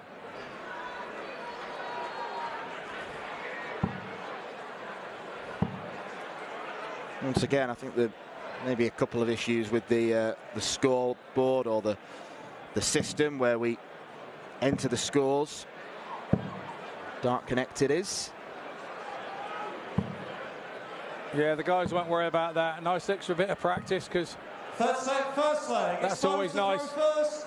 Game on.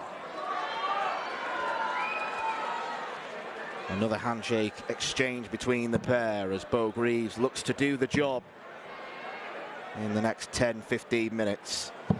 81. they are good friends, and there's a massive mutual respect between the two of them for each other. 140.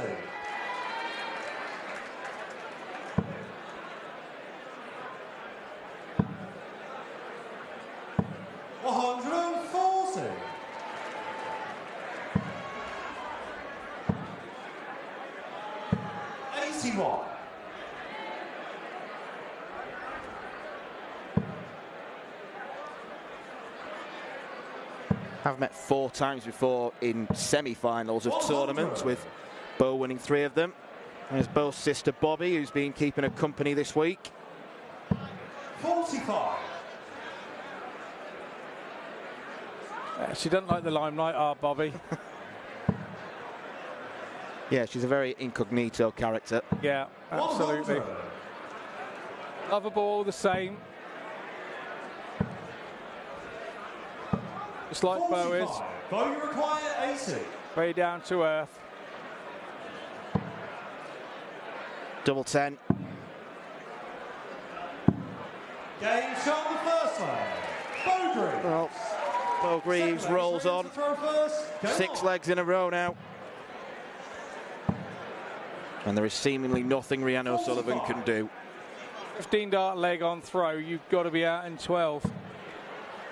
It's just superlative. 100. Look, a lot of the men's players would struggle with that on a regular basis. Absolutely, and I think this is why there's maybe a disappointment that she didn't play in the PDC Worlds this year. But for Bo, it's about winning titles and enjoying doing so, and she wants to be Ladies World Champion, and that's simple as that. 45. At 19 years old, a wise head on very young shoulders. 180. Always wise to hit a 180. 100. Bo, you require 121. Well, we've just said about hitting 12 dart legs against the throw. Bo's going to choose to set up instead. Could go across to treble 18, which she does.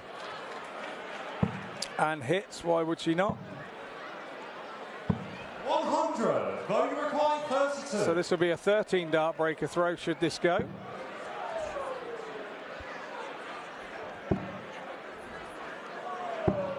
Shot the second leg. Just 2 15s. Third leg exposed to throw first. Game on. Not bad, is it? No. Too many men that would be too disappointed with that here on that lakeside stage, I can tell you. 139. I wonder if Chris Landman and Yella Clarkson are out the back saying, we've got to follow this.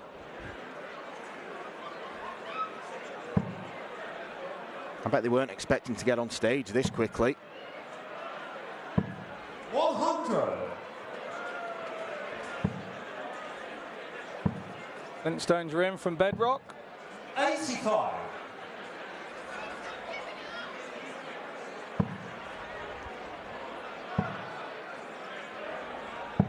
98.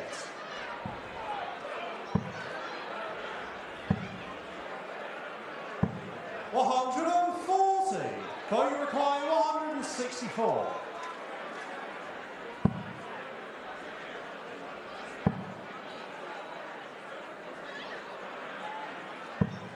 44. Could do with a 2 treble visit, but not treble 1. 38. Or treble 5. Vote required 120. Well, it was a 2 treble visit, but not a good one. Good Perfect card for marker, I was going to say. As a right files for herself, because she thought it was a perfect marker too. Green To required Bo Greaves. 138. 45. She's been a terrific competitor in this tournament, Riano Sullivan. But Bo Greaves is a winning machine. Bo Greaves! Just how do you stop her? A 3-set victory. She has been under so little pressure throughout the whole tournament, even against a performer as brilliant as Riano Sullivan. Bo Greaves sweeps her aside, and she will compete in the final for the 2nd year running. Eileen de Graaf, are you watching? Because Bo Greaves simply means business. A wonderful performance from the Doncaster teenager. She has beaten Welshwoman Riano Sullivan by 3-0.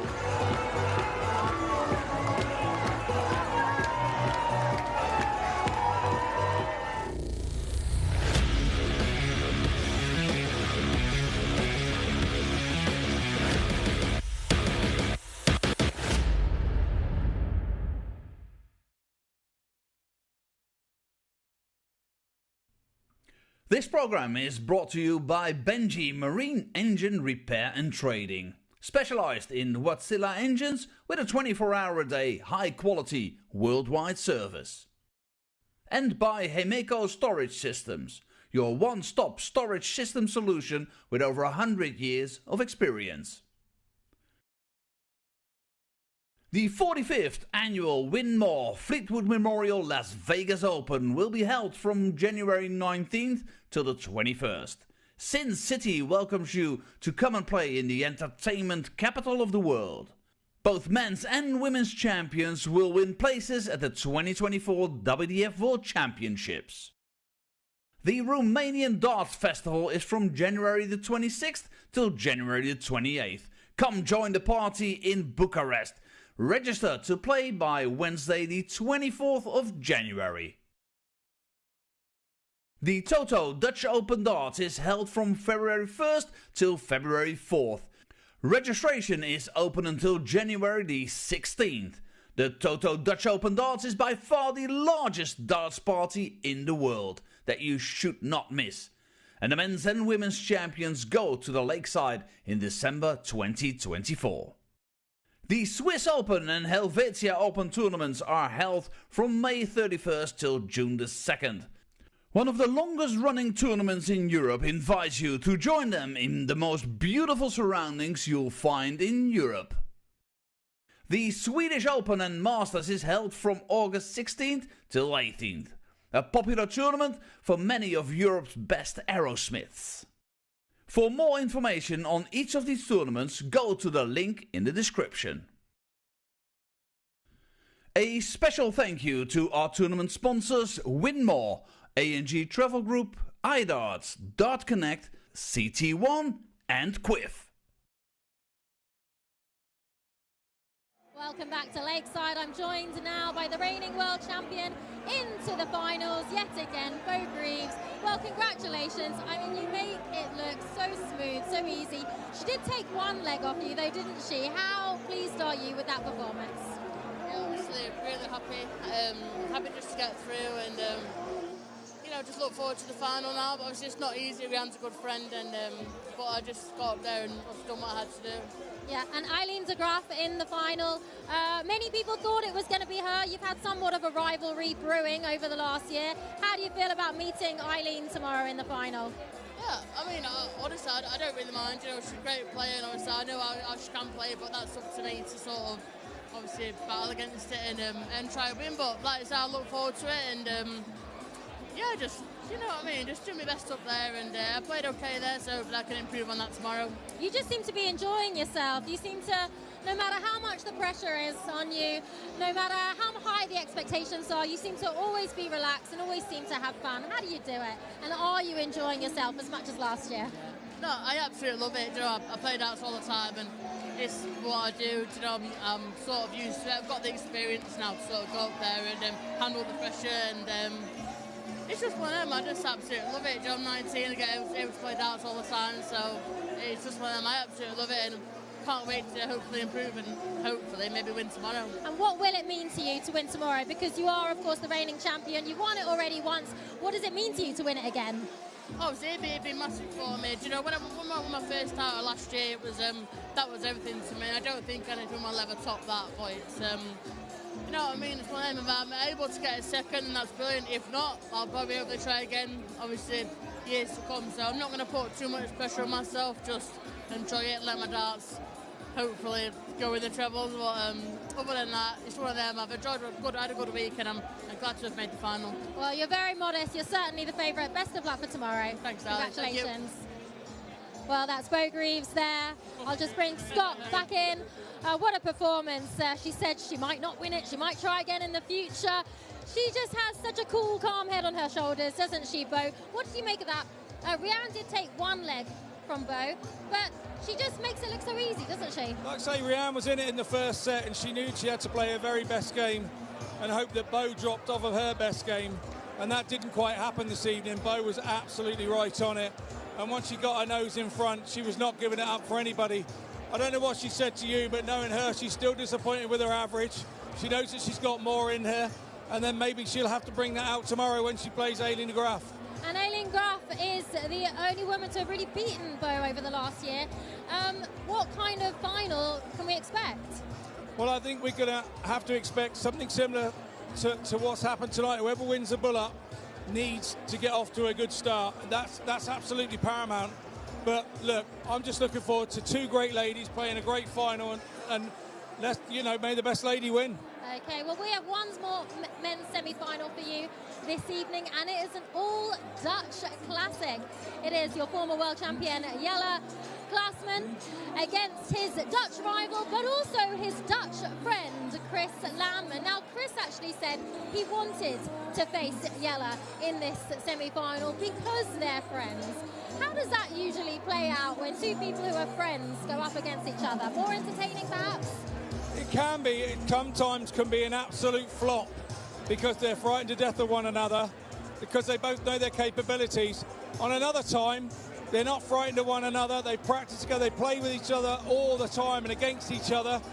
So they throw freely, and it can be an absolute stormer of a game. So we're going to hope for the latter this time. But what we have to remember is that Landman managed to escape 4-match darts yesterday against Neil Duff.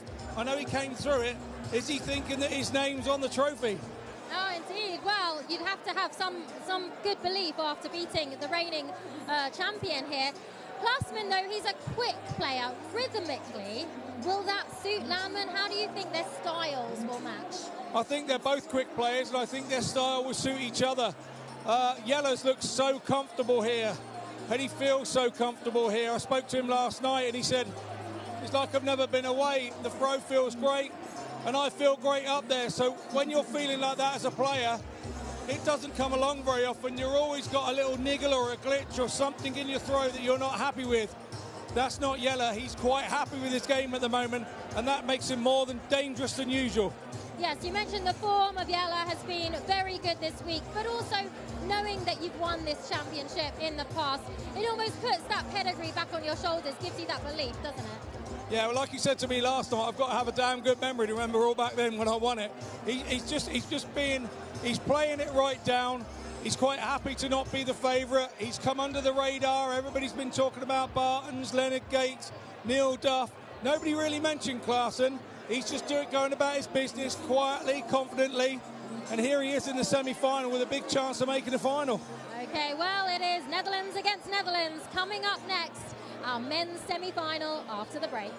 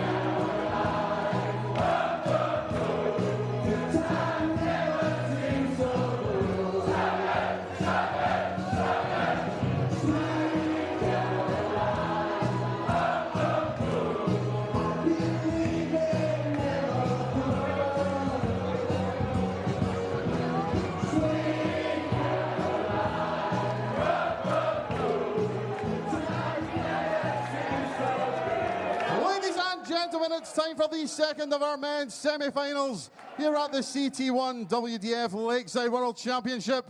This is the home of World Darts. This is Lakeside!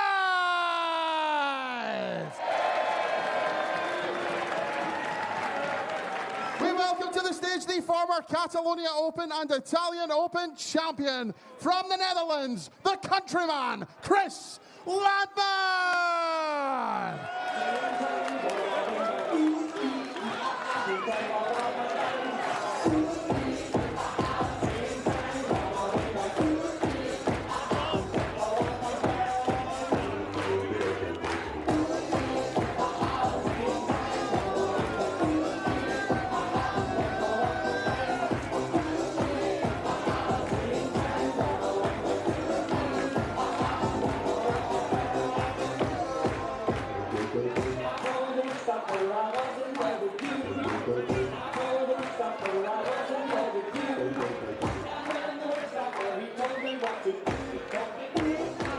We now welcome to the stage the reigning Budapest Masters and Malta Masters champion, the 2006 Lakeside World Champion, the Cobra, Yella Klassen!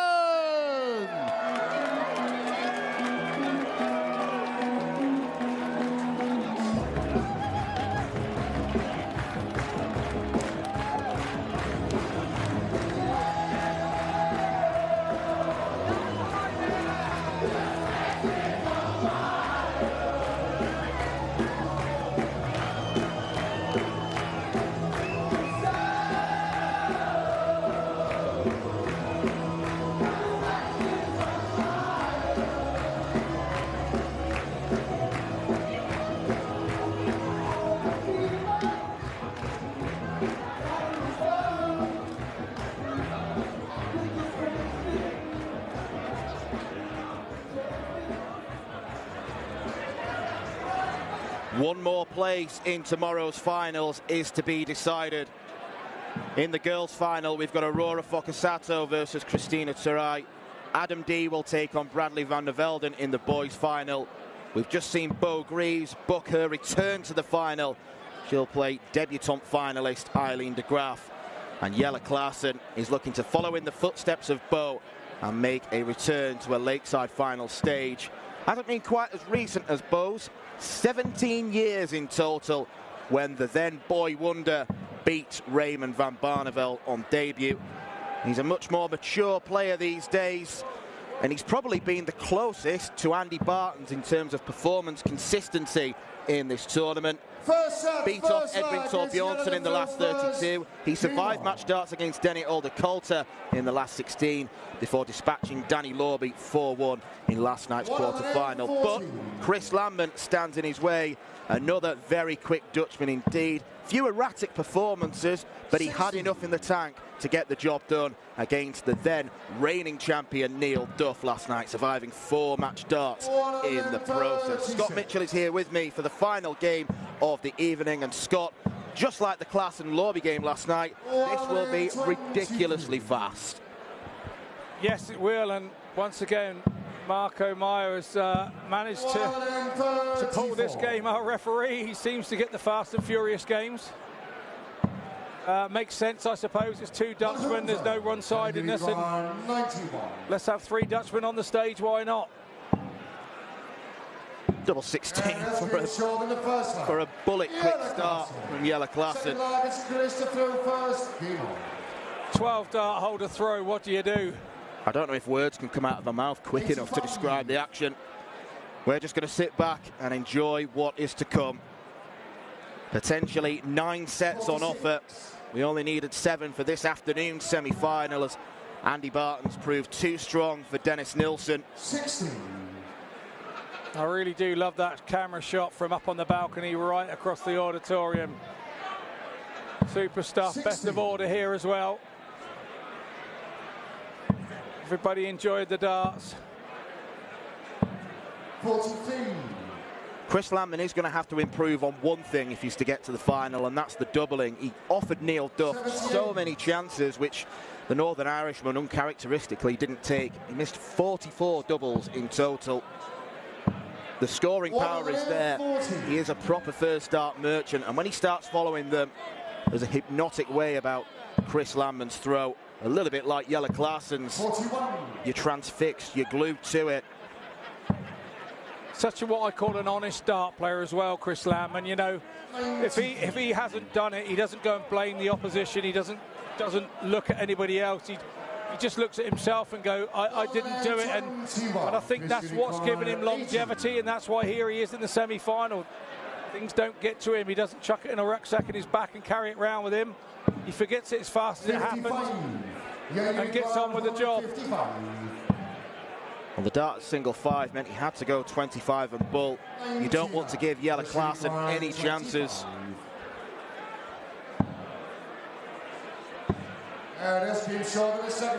Well, that is Chris Landman hitting his first dart at the outer ring. We won't include the bull in that for now. 58.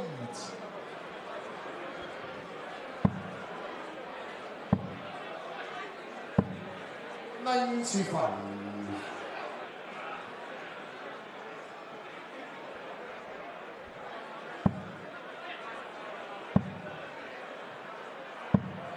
68.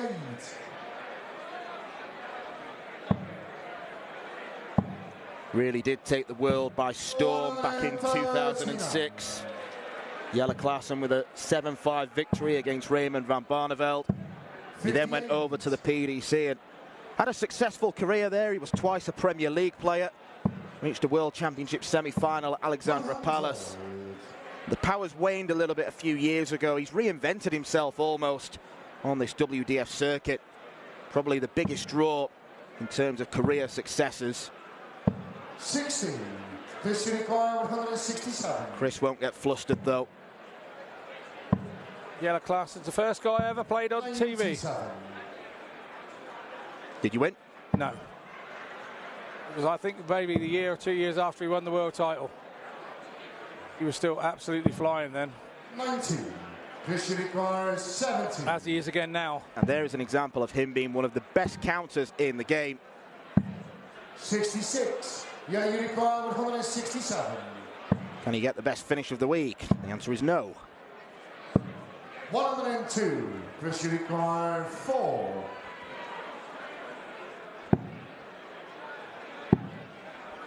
Double 1.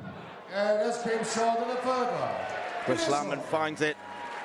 There have been too many occasions where, looking at my notes, taking down the numbers of darts at double, sometimes it can get into double figures with Landman. He can miss 8 in a leg, 9 in a leg. but his scoring's so good that he gets to have 8 or 9 in a leg. That's the difference. Yeah, if he could tidy up the end of legs, then there's no reason why Chris Landman shouldn't be the favourite, the way that he scores. A player who can go on real bursts.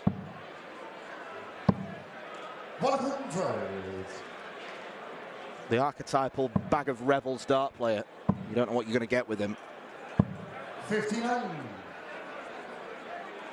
But if you like the orange one, the coffee one, the raisin one, and the toffee one, then Landman's your man. 91.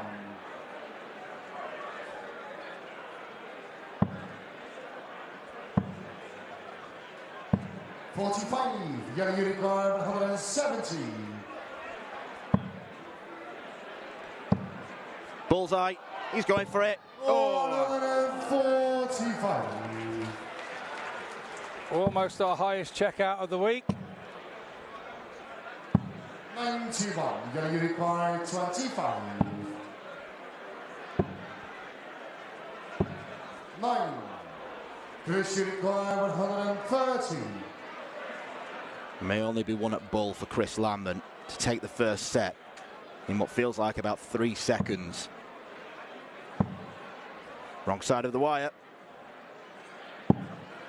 15. Yellow unicorn, 16.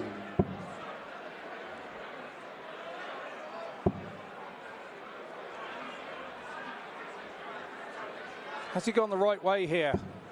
No score. I can say no now.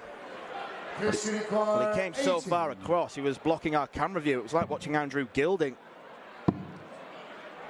Oh, Chris, what have you done? 14. Yellow unicorn, 16. He was trying to be up there close. Give him a guide. 12. A bit of Landmanitis in the class and throw. Chris unicorn, 14. Yeah, those doubles don't go in so quickly when you're 2-1 down in a set as they do when you're 2-1 up. And that's came short. He takes it and takes the first set. As explosive as we predicted. As both brilliant and erratic as we predicted. Second set, first Real line. mixed bag. To throw first. Game on.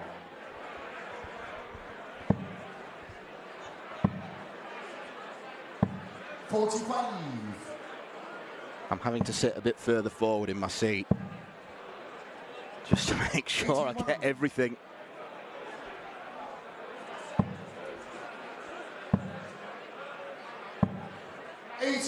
Yeah, I keep enjoying it so much sometimes I forget to talk, which is very unusual for me. It is rapid, it is fast. Larson will be disappointed that he lost that set there. 85. Met each other 4 times in the past, all of them in the last year and a half. Landman's only won 1 of those. It was a European Tour qualifier, but it was a match where Yella Klassen averaged 98 in defeat. Landman just over 96. Both know each other pretty well. He said he wanted to play Yella. 140. Maybe because he knows that, you know, the apple cart could be tipped onto his side. 91. You can't keep losing to the same guy. It's the law of averages that you don't. 97. Chris unicorn, 114. Tentative go at tops there, wasn't it? And Klassen. 100. Yellow unicorn, 14. Yeah, that's came short in the first line. Yella Klassen. Second Game line, shot and a Yella break to of throw for Yella first. Klassen.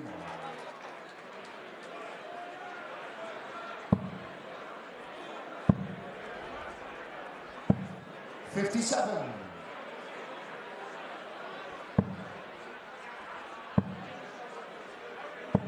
16. Again, Landman did a bit of this last night.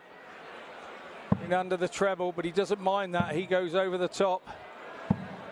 180. First 180 of the call. First 180 call of the match from Marco Meyer. First of many, I predict. Both guys now starting to settle down. 94.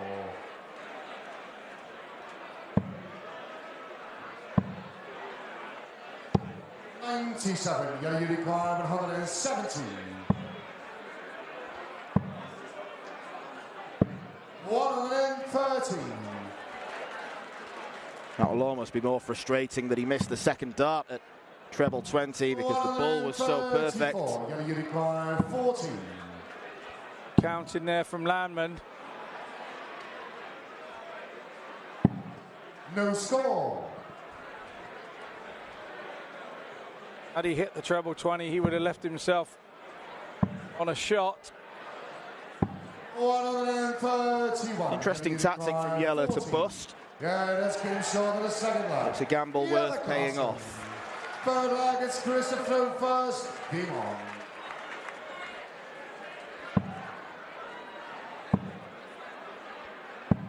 $57.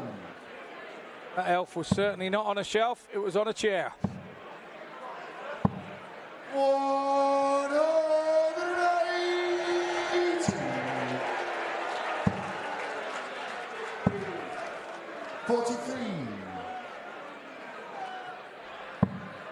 So after the elation of it winning the first set, 60. Landman is now staring, losing the second, 3-zip. Staring down the barrel of a gun here. 60. Set 2.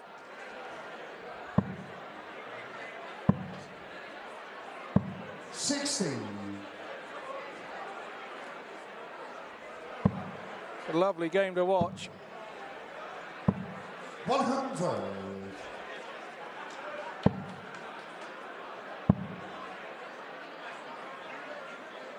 And this Lakeside crowd are loving it as well. Big visit from Chris, puts him in the box seat. 140.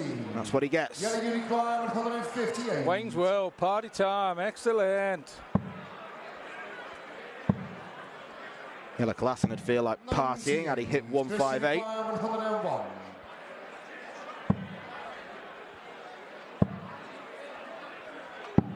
69. Yella unicorn 60. 20 for tops. Tells himself, come on. That's came short in the second set. We've levelled up. Yella Klassen.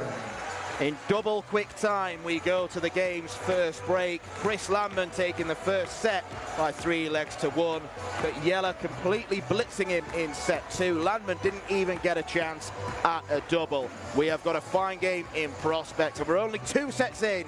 Make sure you join us after the break for the conclusion of Chris Landman and Yella Klassen.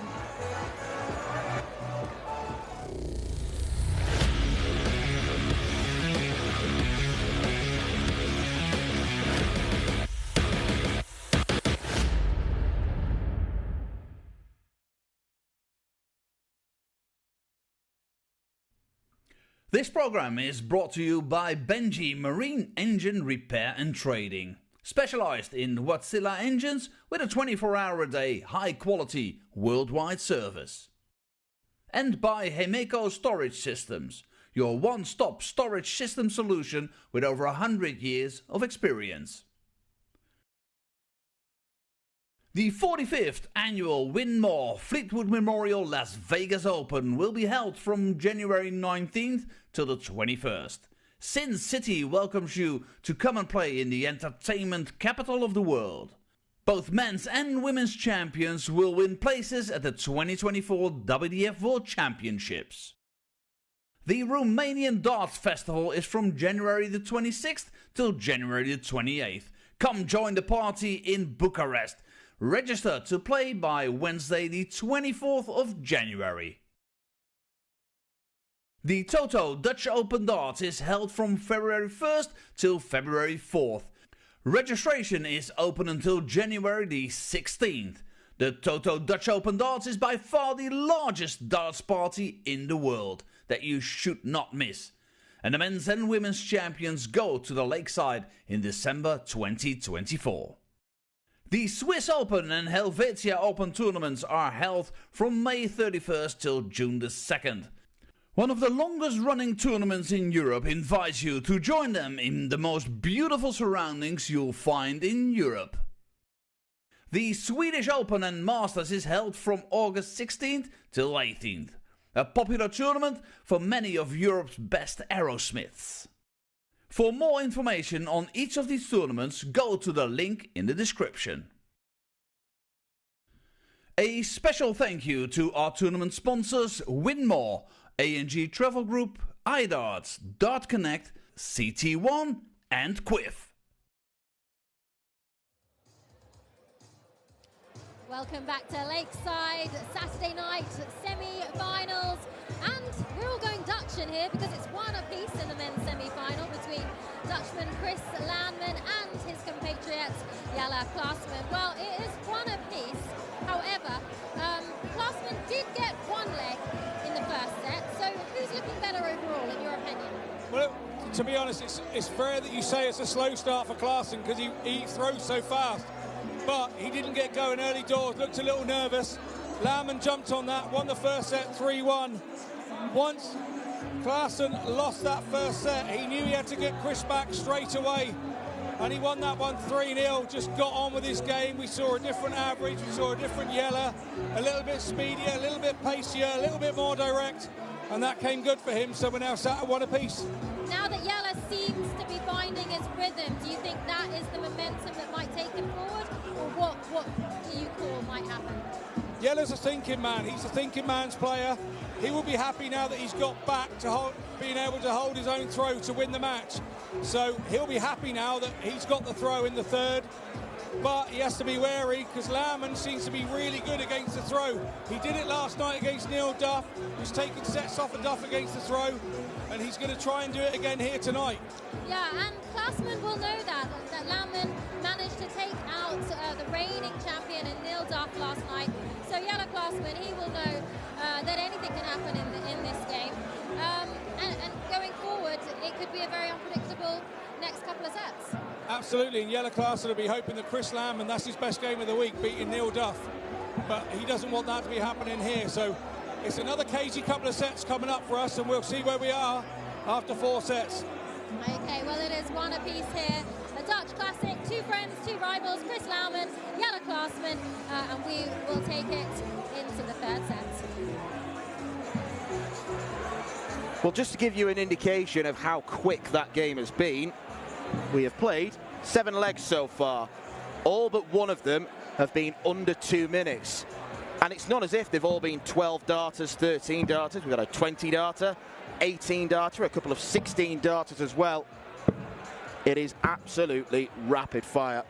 Yella Klaasman back on level terms after a sloppy first set, particularly those 9 missed darts at double in the leg that Landman won the set on. First leg, it's Yella to throw first. The last 3 legs have been more like Yella, more like the Yella of old. 43. He came into this match with a lowest average of the tournament of 90. That was last night against Danny Lorby. Chris Landman's highest was 87 against Thomas Younghans. Yella was looking at the numbers. He should have fancied himself. And the number of 180s continues to climb. 100. Chris is going to have to up his game 60. if he is to stay with Yella, because he's not got too many mistakes in him. 140.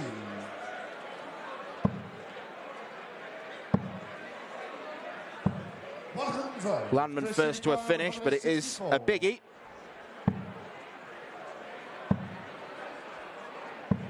Too much of an ask. He doesn't set it up particularly well either.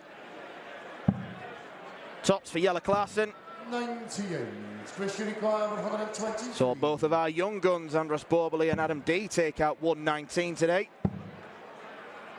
Now Landman wants the ball. 20. That's been short in the first leg. Yella Klaasman. Yella Klaasman with a very zippy start to set number 3. Yeah, indeed he has. He's come out of the break looking pretty good. Sometimes, you know, when you have such a decisive and dominant set, as set 2 was for him, you really want to not have the break, but 45. Landman hasn't really picked up where he left off in set 1 just yet. 58.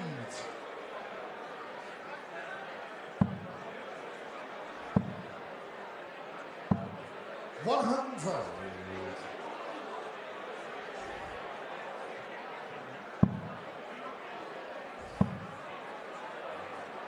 99.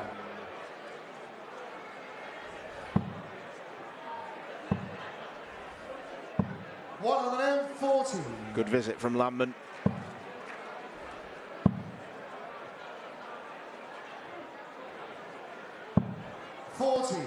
Just needed to take a moment to pause then, and I'm sure he went the right way to avoid a bogey number. Landman's going the right way for 116, and there it is. Landman's back in the race. It was a tidy 116 from him.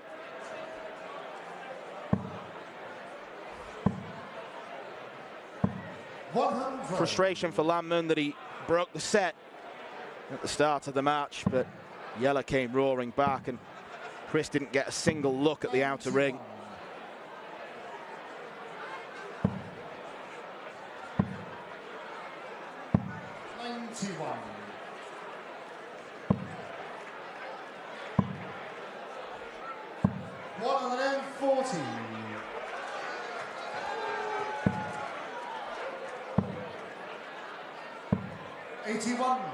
Frustrating slip. Surely this time. Surely this time. Not to be, Dan, not to be. The crowd want one now. That's his second attempt at it. Never mind the Cobra, we should call him the Tease. But it looks likely. That's the thing with him. It looks likely, and now he's just left the door open again for Landman. 58. Yella Unicorn 60.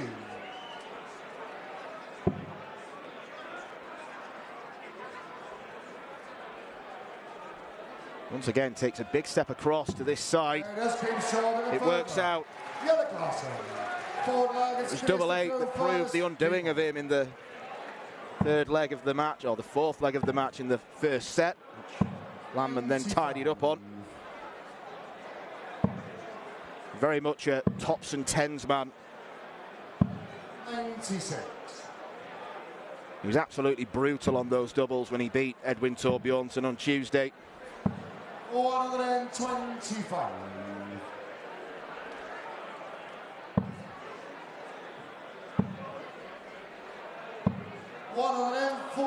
Once again, absolutely smashing into the treble 20. 140. This is always the tough leg to hold in this situation. You want to go leg and leg till 4-4 and then try and break your opponent in the fifth. But the hardest one for you to hold is leg 4. When you're against the throw, it's the hardest one to hold. And Landman 57. is doing a grand job of it in a minute. 36. As you say though, Dan, this has been his Achilles heel. Score. Yella Unicorn 150. All tournament, he's missed chances like that. Another one of those for 36, not to be. 90. This Unicorn 36. Double 9. 28. They call it the tricky switch for that reason. 60.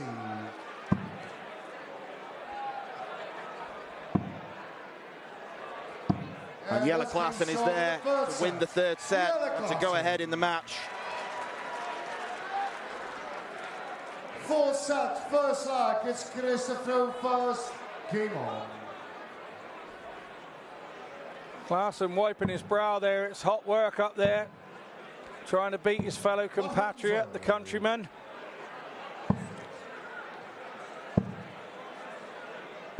'96.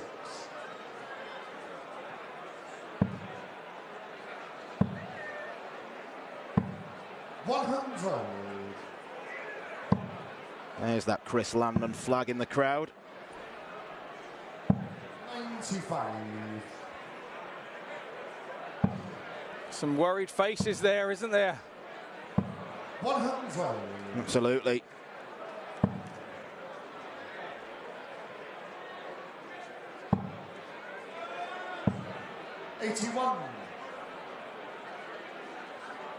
Deflected last start. Absolutely. 91.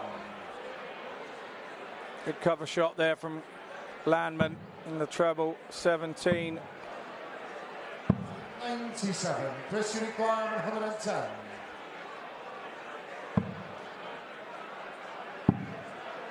Up to tops. And this came short of the first one. Expect to see that segment used very regularly, because I mentioned that Yella Clarkson was a tops man. Well, so is Chris Landman.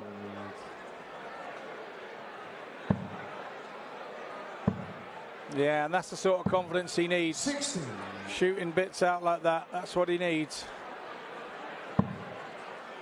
That's a tidy shot. It's a smaller ton plus shot, but all very important in the confidence and showing your opponent that you're not going anywhere. 86.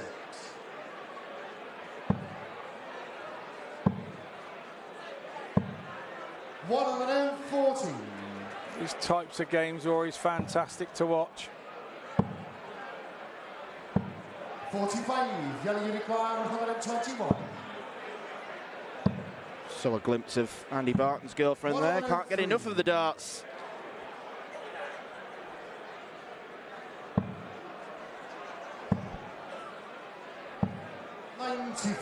Yellow Unicorn 18.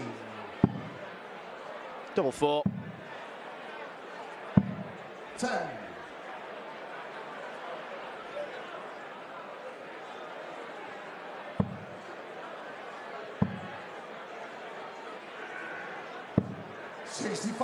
Yellow Unicorn. Knocks 8. The odd 5 off. Clarkson will go and knock the odd 8 off. Yella Clarkson. We're back at 1-1. Christopher first. Game on.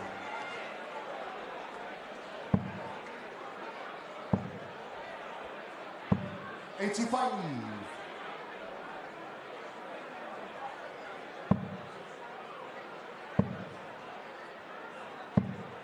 $60.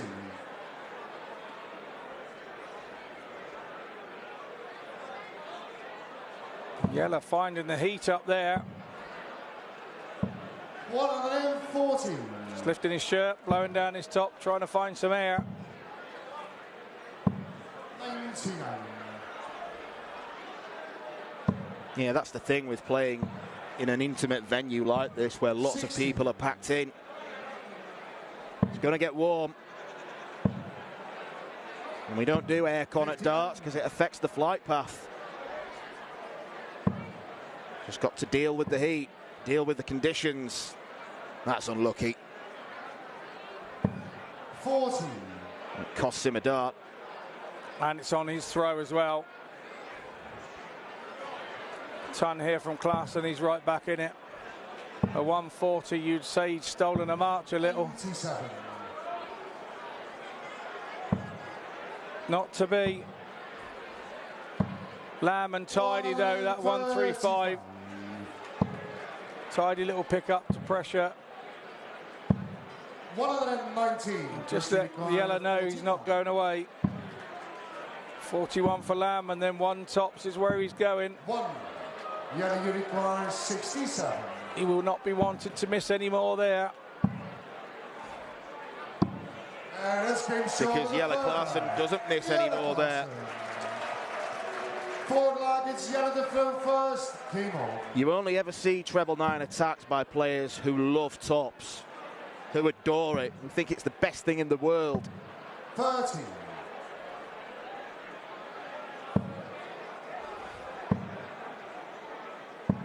60. 5 of the 9 legs that Yella Clarkson have won have been on that particular double. 134. Unfortunately for Chris Landman, he doesn't seem to have brought his A-star scoring game. Hasn't yet registered a max. 100. It's been that power scoring that has got him out of trouble. That was most evident against Thomas Younghans, where after the first 2 sets, both players were way off the pace. Landman then ignited the fuse. The 180s were flying, and he had enough to get past the Swissman.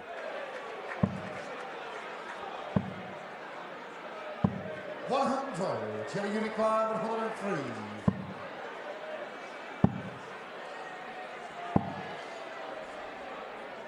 $89.79.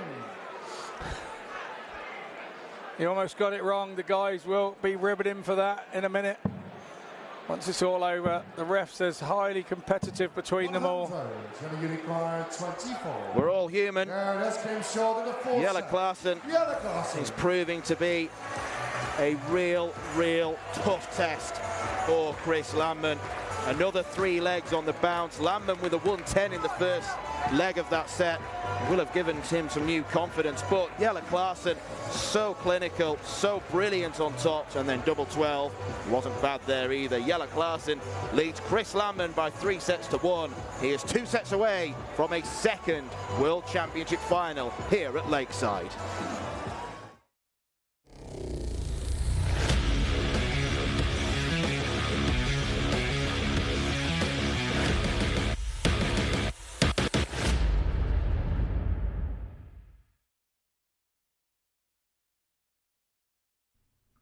This program is brought to you by Benji Marine Engine Repair and Trading, specialized in Wärtsilä engines with a 24-hour-a-day, high-quality, worldwide service. And by Hemeco Storage Systems, your one-stop storage system solution with over 100 years of experience. The 45th annual Winmau Fleetwood Memorial Las Vegas Open will be held from January 19th till the 21st. Sin City welcomes you to come and play in the entertainment capital of the world. Both men's and women's champions will win places at the 2024 WDF World Championships. The Romanian Darts Festival is from January the 26th till January the 28th. Come join the party in Bucharest. Register to play by Wednesday the 24th of January. The Toto Dutch Open Darts is held from February 1st till February 4th. Registration is open until January the 16th. The Toto Dutch Open Darts is by far the largest darts party in the world that you should not miss.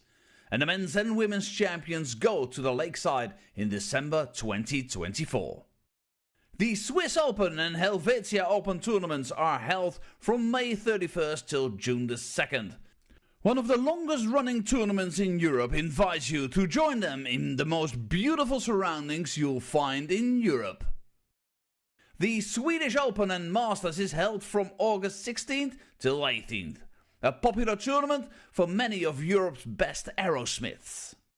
For more information on each of these tournaments, go to the link in the description.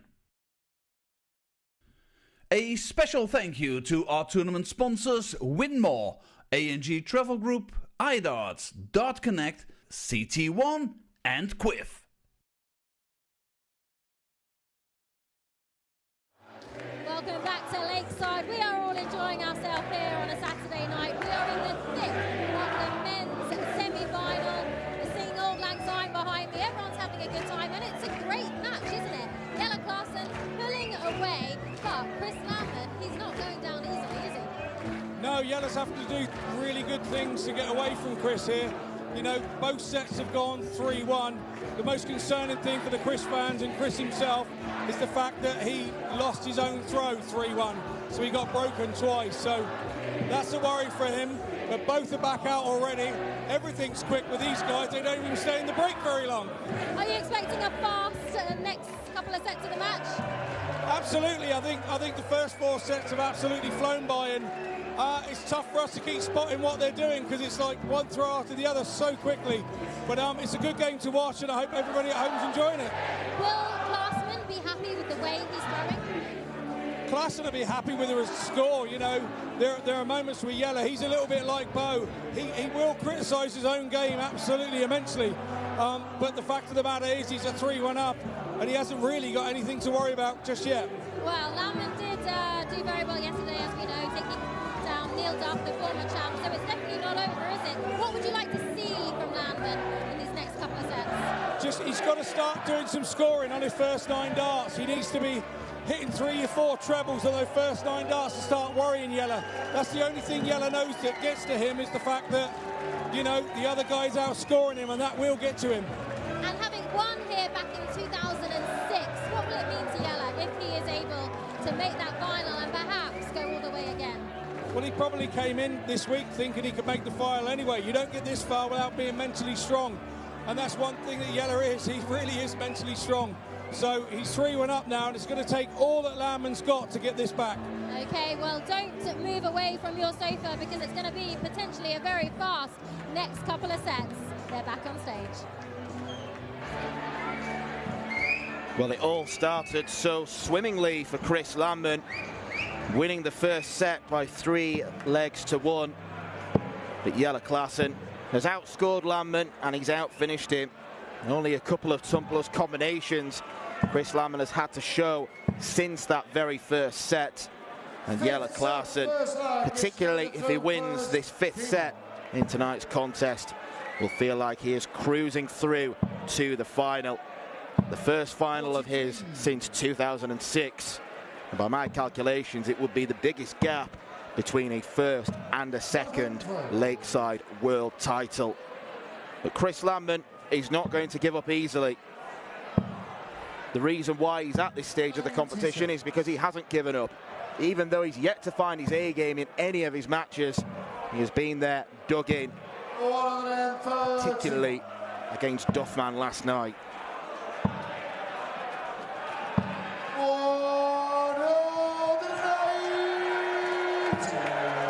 Yella Klassen, when he's in front, he's a tough man to peg back.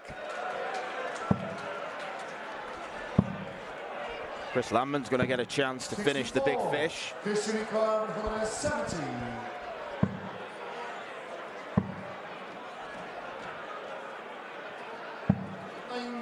Not one that he takes.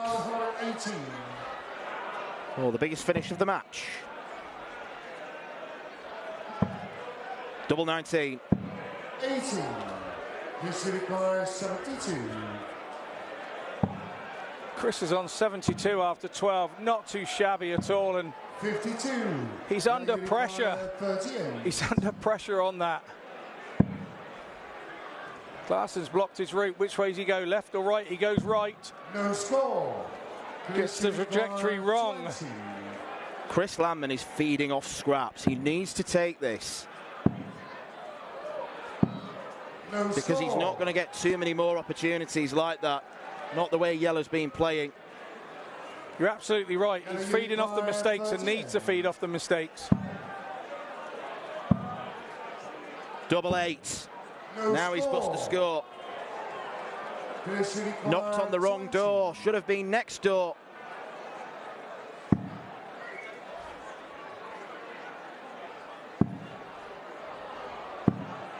No score. There it is once again. You called this down at the start of the match. He was going to have to sharpen up on these moments. And it's one of those situations, if you give somebody enough darts at a double, they will hit it, no matter what obscure double it is. 40.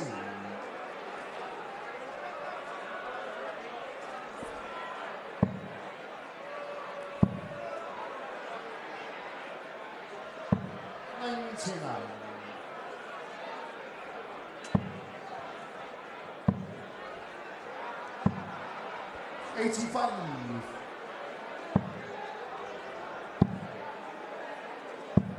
58.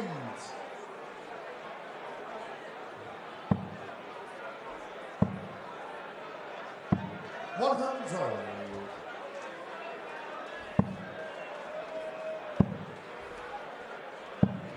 57.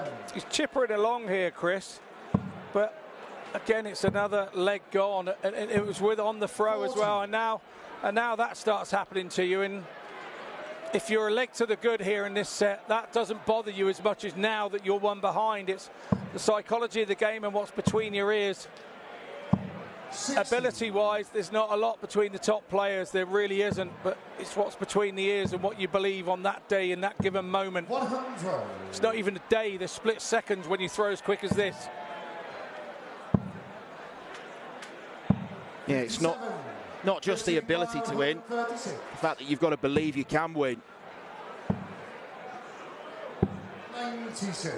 And I think the belief might disappear if Yella Klassen finally gives the crowd what they want with a big fish finish. Not this time. 58. Fish require 14. And that's been shown in the second leg. It is long. Much needed. Third leg is Yella to throw first. Keep on. I wonder where Andy Barton's is at this moment in time. I know when I'd won my first semi-final against Jeff Smith, I went off to bed by 8 o'clock, and I didn't want to watch the second semi-final between Wolfie and Duzza, and to be honest, and I told Duzza the other week, I still haven't seen that semi-final. I just wanted to get to bed and think about me and think about what I was doing tomorrow, and the preparation started sort of middle of the day before, 43. getting things right. And I wonder if he's done the same. We've seen his lovely lady in the crowd here watching this one. 40. I just wondered whether he was here watching or whether he decided to head off back to the room and get himself away from it. We'll have to see if our eagle-eyed director can see him in the crowd. 140. It's hardly a chance to get a shot away from the board in this game for our director. Fish require 81. And that's been short in the third leg. 81 for Chris Landman. More importantly, a 12-dart leg break of throw. Super stuff from Landman here. 131.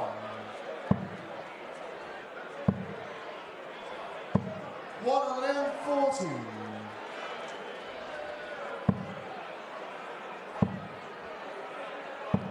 43.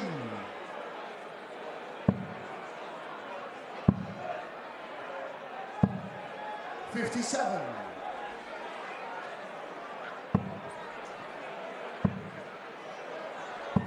180. Chris Landman's first 180 of the game has come in set number 5. A set where he has stolen the march. Treble 17, leaves double 18. 111.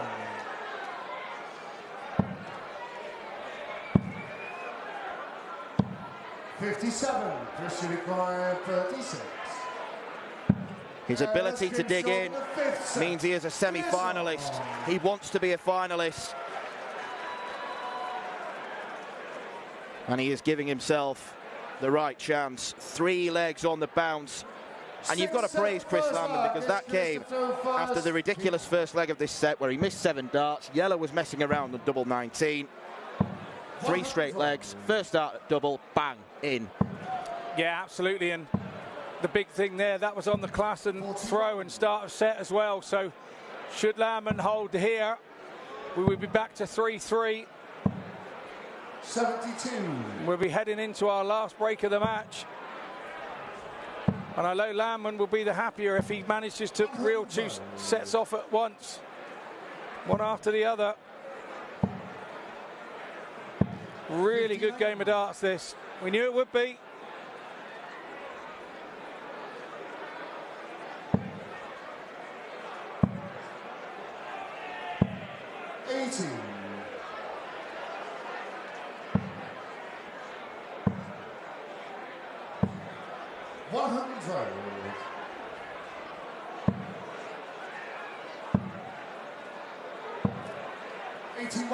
Christian required 170.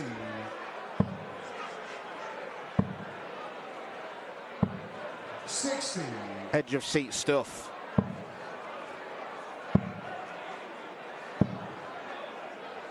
87. He's going for the 25 to leave a 2-darter. Hit this already. 90. Not to be this time, no. So he's now offering Yella Klassen a chance at 112. Treble 19 was what was needed. Not to be this time, and 40. It's Klassen's turn to go off the boil a little bit here, and Landman's chance to put a run together. The first line, Greaves. Second line, it's Yella to through first. Game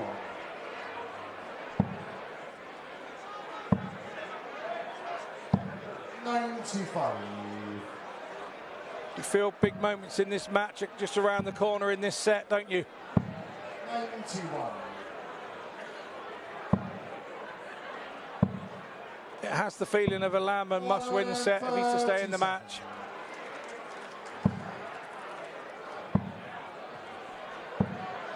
$140.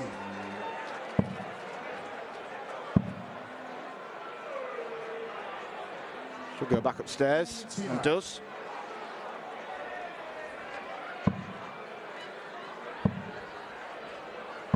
Oh, look what they're locked on. Bullseye. That's his third attempt in this match.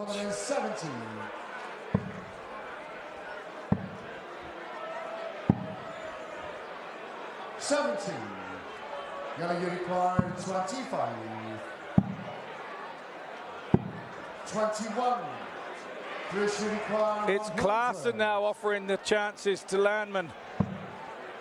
Tops maybe.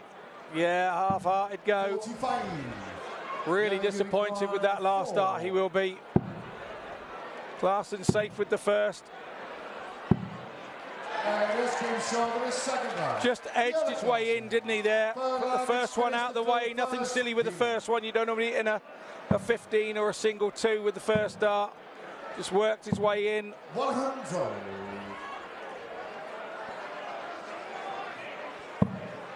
There's only a hold to throw for Klaasen.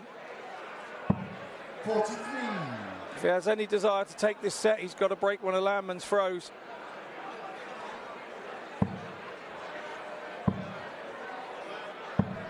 45.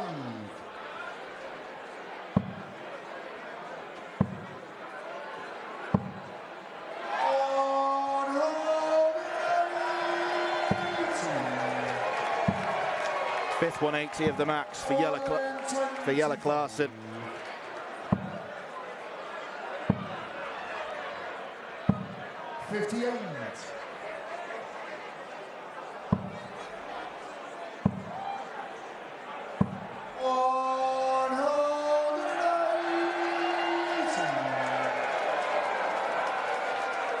Infectious. Super stuff from Landman. Throw under threat. What does he do? 180 back at Klaasen. Now he wants tops. And it'll give him confidence that he responded to the Klaasen pressure and it was right in the middle of tops. That won't give him confidence. 2-3-1 in 5 for Klaasen. 180 for Klaasen to follow in. After Landman's 2-3-1 with 5 darts to end the leg before. This is scintillating stuff. Can't even get me words out half the time. Brilliant. Packed house being absolutely entertained here by some top tungsten throwing. Look at this. 140. It's like watching round 9 in a heavyweight world title fight. They're knocking lumps out of each other. No thought from Klaasen to go the bull route there. It was always 54 double top. 57.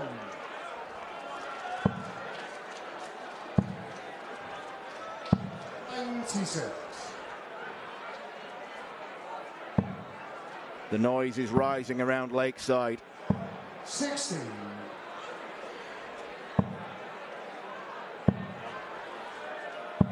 58.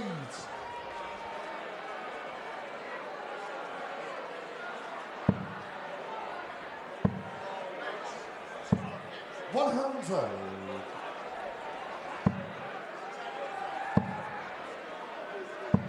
60. Everybody's getting into it. Not least Chris Landman. That's Landman coming around the final furlong and having a kick for home, that 180. 140, plus you require 104. Well, knocks the 4 off. 44. A little bit surprised he went that way because he's been going for tops.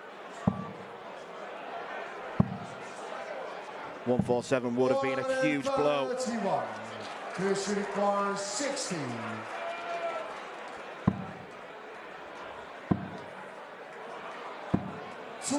Big moments in the match. Come and gone for Landman. This would be a steal for Klassen. 1 to go. No score. That's unfortunate. That is unlucky. 40. First start, surely. No mistakes here. Off the 2 barrels, surely. Yeah, the 6th set. It's proper bottle that from Chris Landman. He has wrestled back control. He was 3-1 down, but he has won 2 sets on the bounce. Yella Klassen missing 3 opportunities for a 4-2 advantage and to go within a set of the World Championship final. But Chris Landman has other ideas. It is an absolutely breathless contest between 2 brilliant Dutchmen, and we could have another 3 sets to come.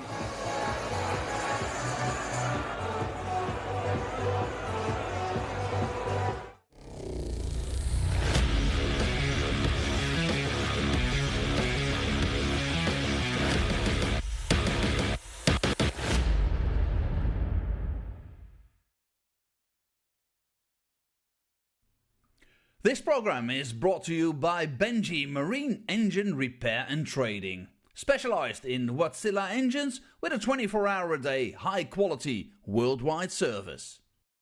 And by Hemeco Storage Systems, your one-stop storage system solution with over 100 years of experience. The 45th annual Winmau Fleetwood Memorial Las Vegas Open will be held from January 19th till the 21st. Sin City welcomes you to come and play in the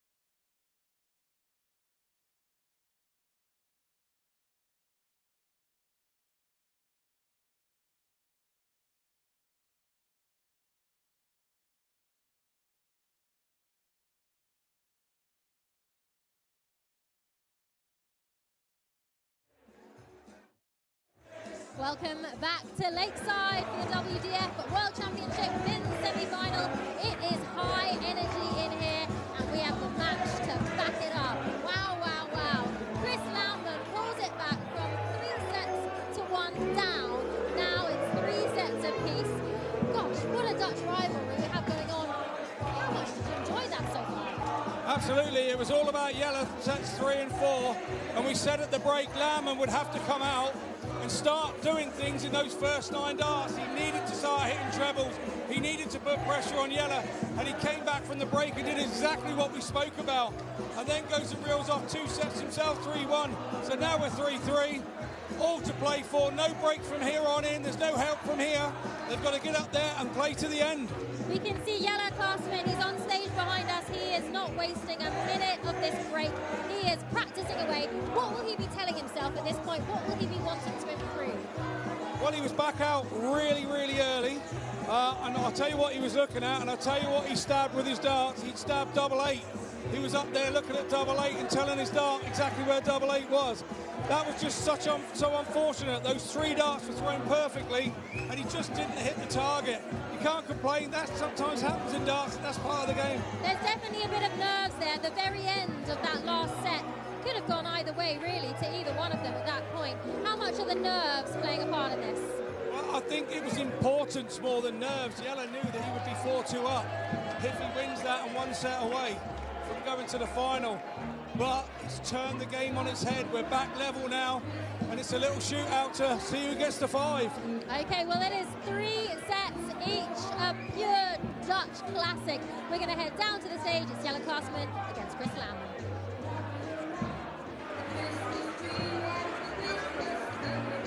And we have seen a lot of class on stage, not just from Klaassen, but Landman as well.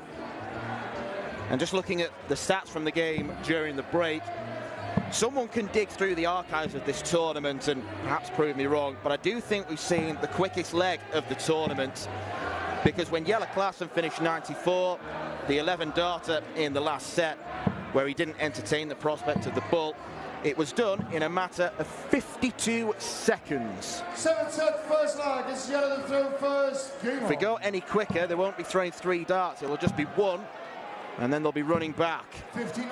It is an astonishing game of darts, and drama is unfolding in front of our eyes. Chris Landman is playing his part and a little bit more. Richard Ashdown's loving it, and so are we in the commentary box. 39. Absolutely, this has been absolutely scintillating game. 130. I think I might have made a mistake there in the break. I don't know whether there's another break or whether we go to the end here. We haven't had a game go this far yet, so I was a little bit unsure. We're going right until the end. No more breaks for these players.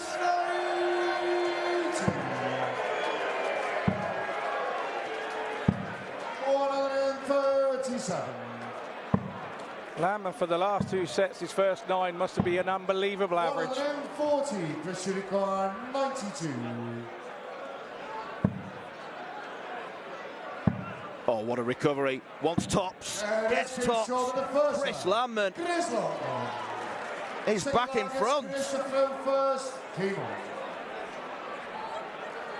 Honestly, it's always tough to come back from the break and be on your pace, and that's exactly what's happened.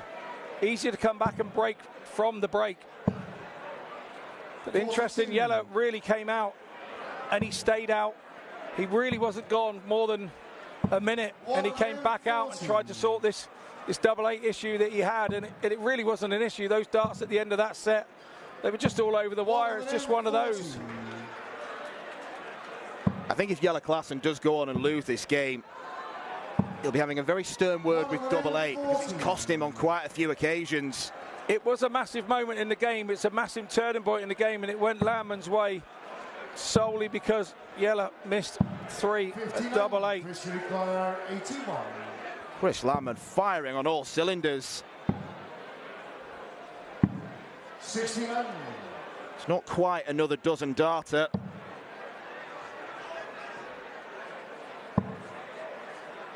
But it doesn't matter when Yella Klaassen isn't on a finish.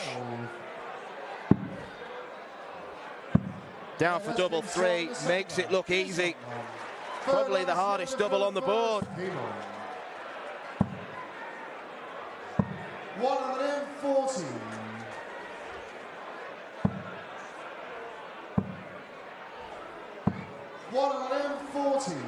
Honestly, what have we been sat down 2 minutes and we got 2 legs done and dusted. We might even get another 40 dart set. 140. Unless Yella Klaassen has other ideas, which I suspect he does. 134. 134 back in the 180. Super stuff. Nothing you can do that as an opponent. You just got to get on with it. 27. First require 116. Yella needs to stop shaking his head. Oh, that's unlucky there from Landman. 20. This is to stop the rot, really. And that's came short in the third one. Rot stopper for Yella Klassen. It's Chris to throw first. Game on. And that was just for a holder throw.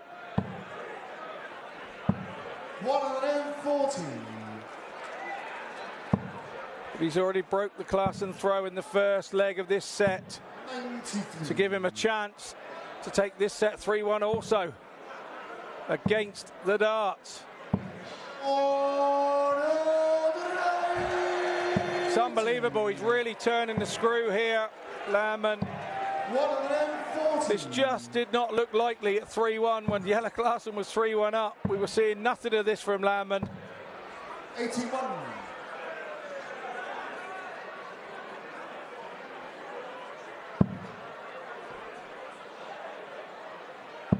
He's down to a 2-dart outshot after 9 darts again. First require 100. Third time in this set.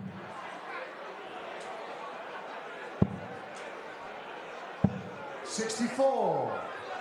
Yellow Unicorn 170. Make it his 5th attempt at this, and it's the worst effort yet. 65. Yella Klassen is feeling the strain. 36. Chris Landman is certainly not. He is 1 set away. He has broken the Klassen throw. That's his 3rd set in a row, and he's really on his mettle here. 60.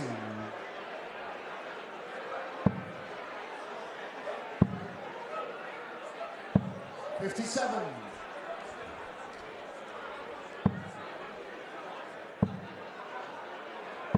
$60. Sure, his good friend, Chris Landman's good friend is Richard Veenstra. Sure, he's watching this at home thinking, well, buddy.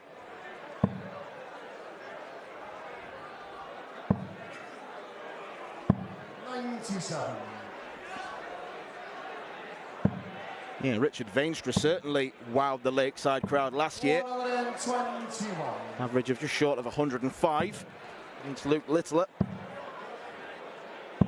96. Have you heard of him? Yeah. Still playing quite well, apparently, as well. 100. Richard Veenstra made a semi-final on his debut. I think back in 2016, maybe. 160. 140. Yellow Unicorn 112. He's going to get 1 dart. These have got to tops. They've got to start to go. They've got to start to go. They've got to. He's got to try and wrestle momentum back into his favour. Yellow to throw first. Game on.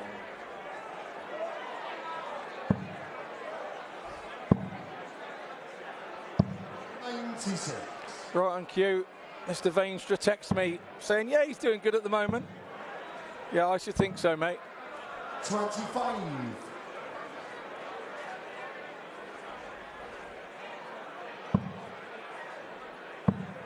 Scotty Dog Mitchell, one of the most connected men in darts. Any other famous faces been texting you? No, nobody as famous as Richard Veenstra, no. And once again, another drops out for Landman. He uses quite a thick, hard plastic flight, does Landman, and it looks like they're hitting one another, and it's just taking the pace off of the dart, so it doesn't have enough forward motion to hang into the board.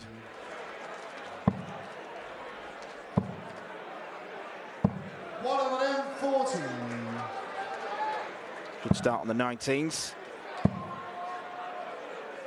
98. Yellow Unicorn 111. 71. Klassen will be back. Yeah, the 112 wasn't quite followed by the 111. 33. Yella require 14. Pressure applied. Just enough to make Klassen think. Just enough to make him think. 35. Good pressure from Landman. Require 14. So after all the hard work of Klassen breaking Landman's throw, Landman breaks Klassen straight back and he shakes his head. There's nothing more annoying than having 3 darts at a double and missing and knowing your opponent's just sat there waiting to go. Because you've done all the hard work to get there first. You've battled and battled and scored and just kind of starts to eat at you from the inside out is what it does.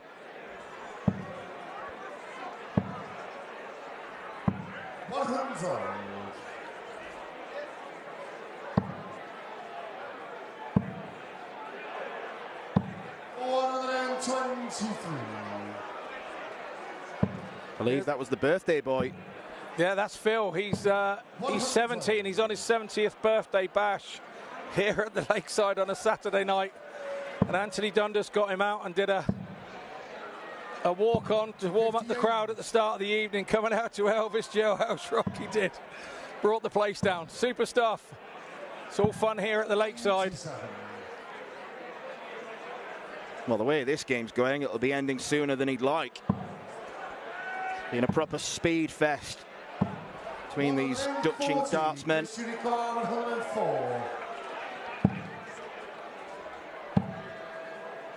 Wrong side of the wire to go down for treble 17. 38, Yella 84. Big save 14. 48.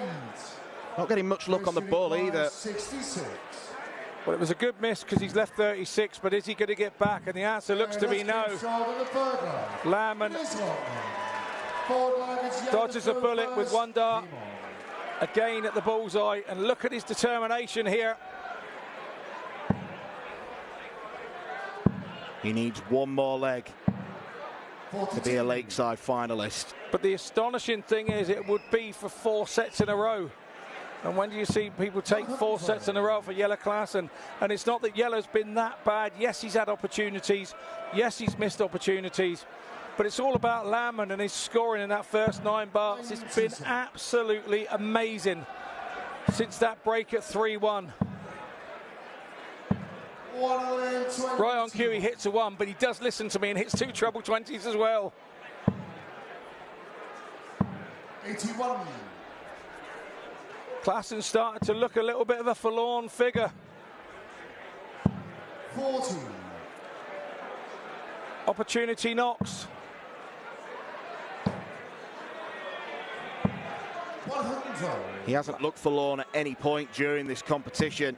He's looked in control. But right now, he is out of control. 140. Chris Landman is the man. The less revered of the 2 Dutchmen 134. might be about to get through to the final. He wants tops. Chris Landman is a Lakeside finalist. A late blitz against his compatriot means he will face Andy Bartons in tomorrow's showpiece. It could be the greatest week of his darting life, and Yella Klassen, 17 years after tasting success, will not get to repeat the same feeling.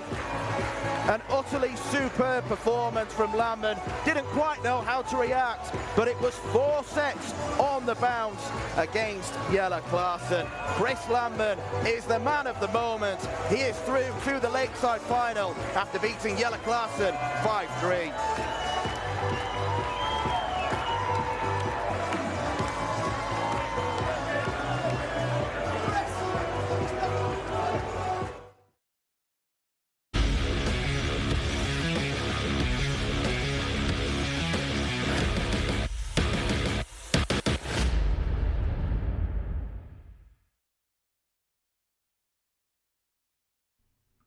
This program is brought to you by Benji Marine Engine Repair and Trading. Specialised in Wärtsilä engines with a 24-hour-a-day, high-quality, worldwide service. And by Hemeko Storage Systems, your one-stop storage system solution with over 100 years of experience. The 45th annual Winmau Fleetwood Memorial Las Vegas Open will be held from January 19th till the 21st. Sin City welcomes you to come and play in the entertainment capital of the world. Both men's and women's champions will win places at the 2024 WDF World Championships. The Romanian Darts Festival is from January the 26th till January the 28th. Come join the party in Bucharest.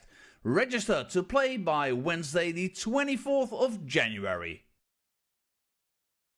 The Toto Dutch Open Darts is held from February 1st till February 4th. Registration is open until January the 16th.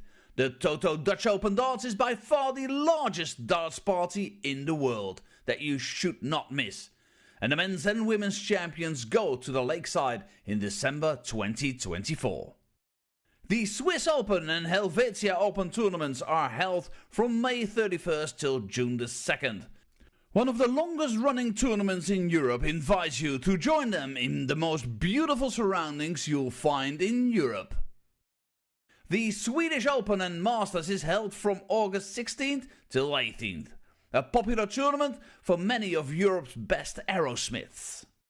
For more information on each of these tournaments, go to the link in the description.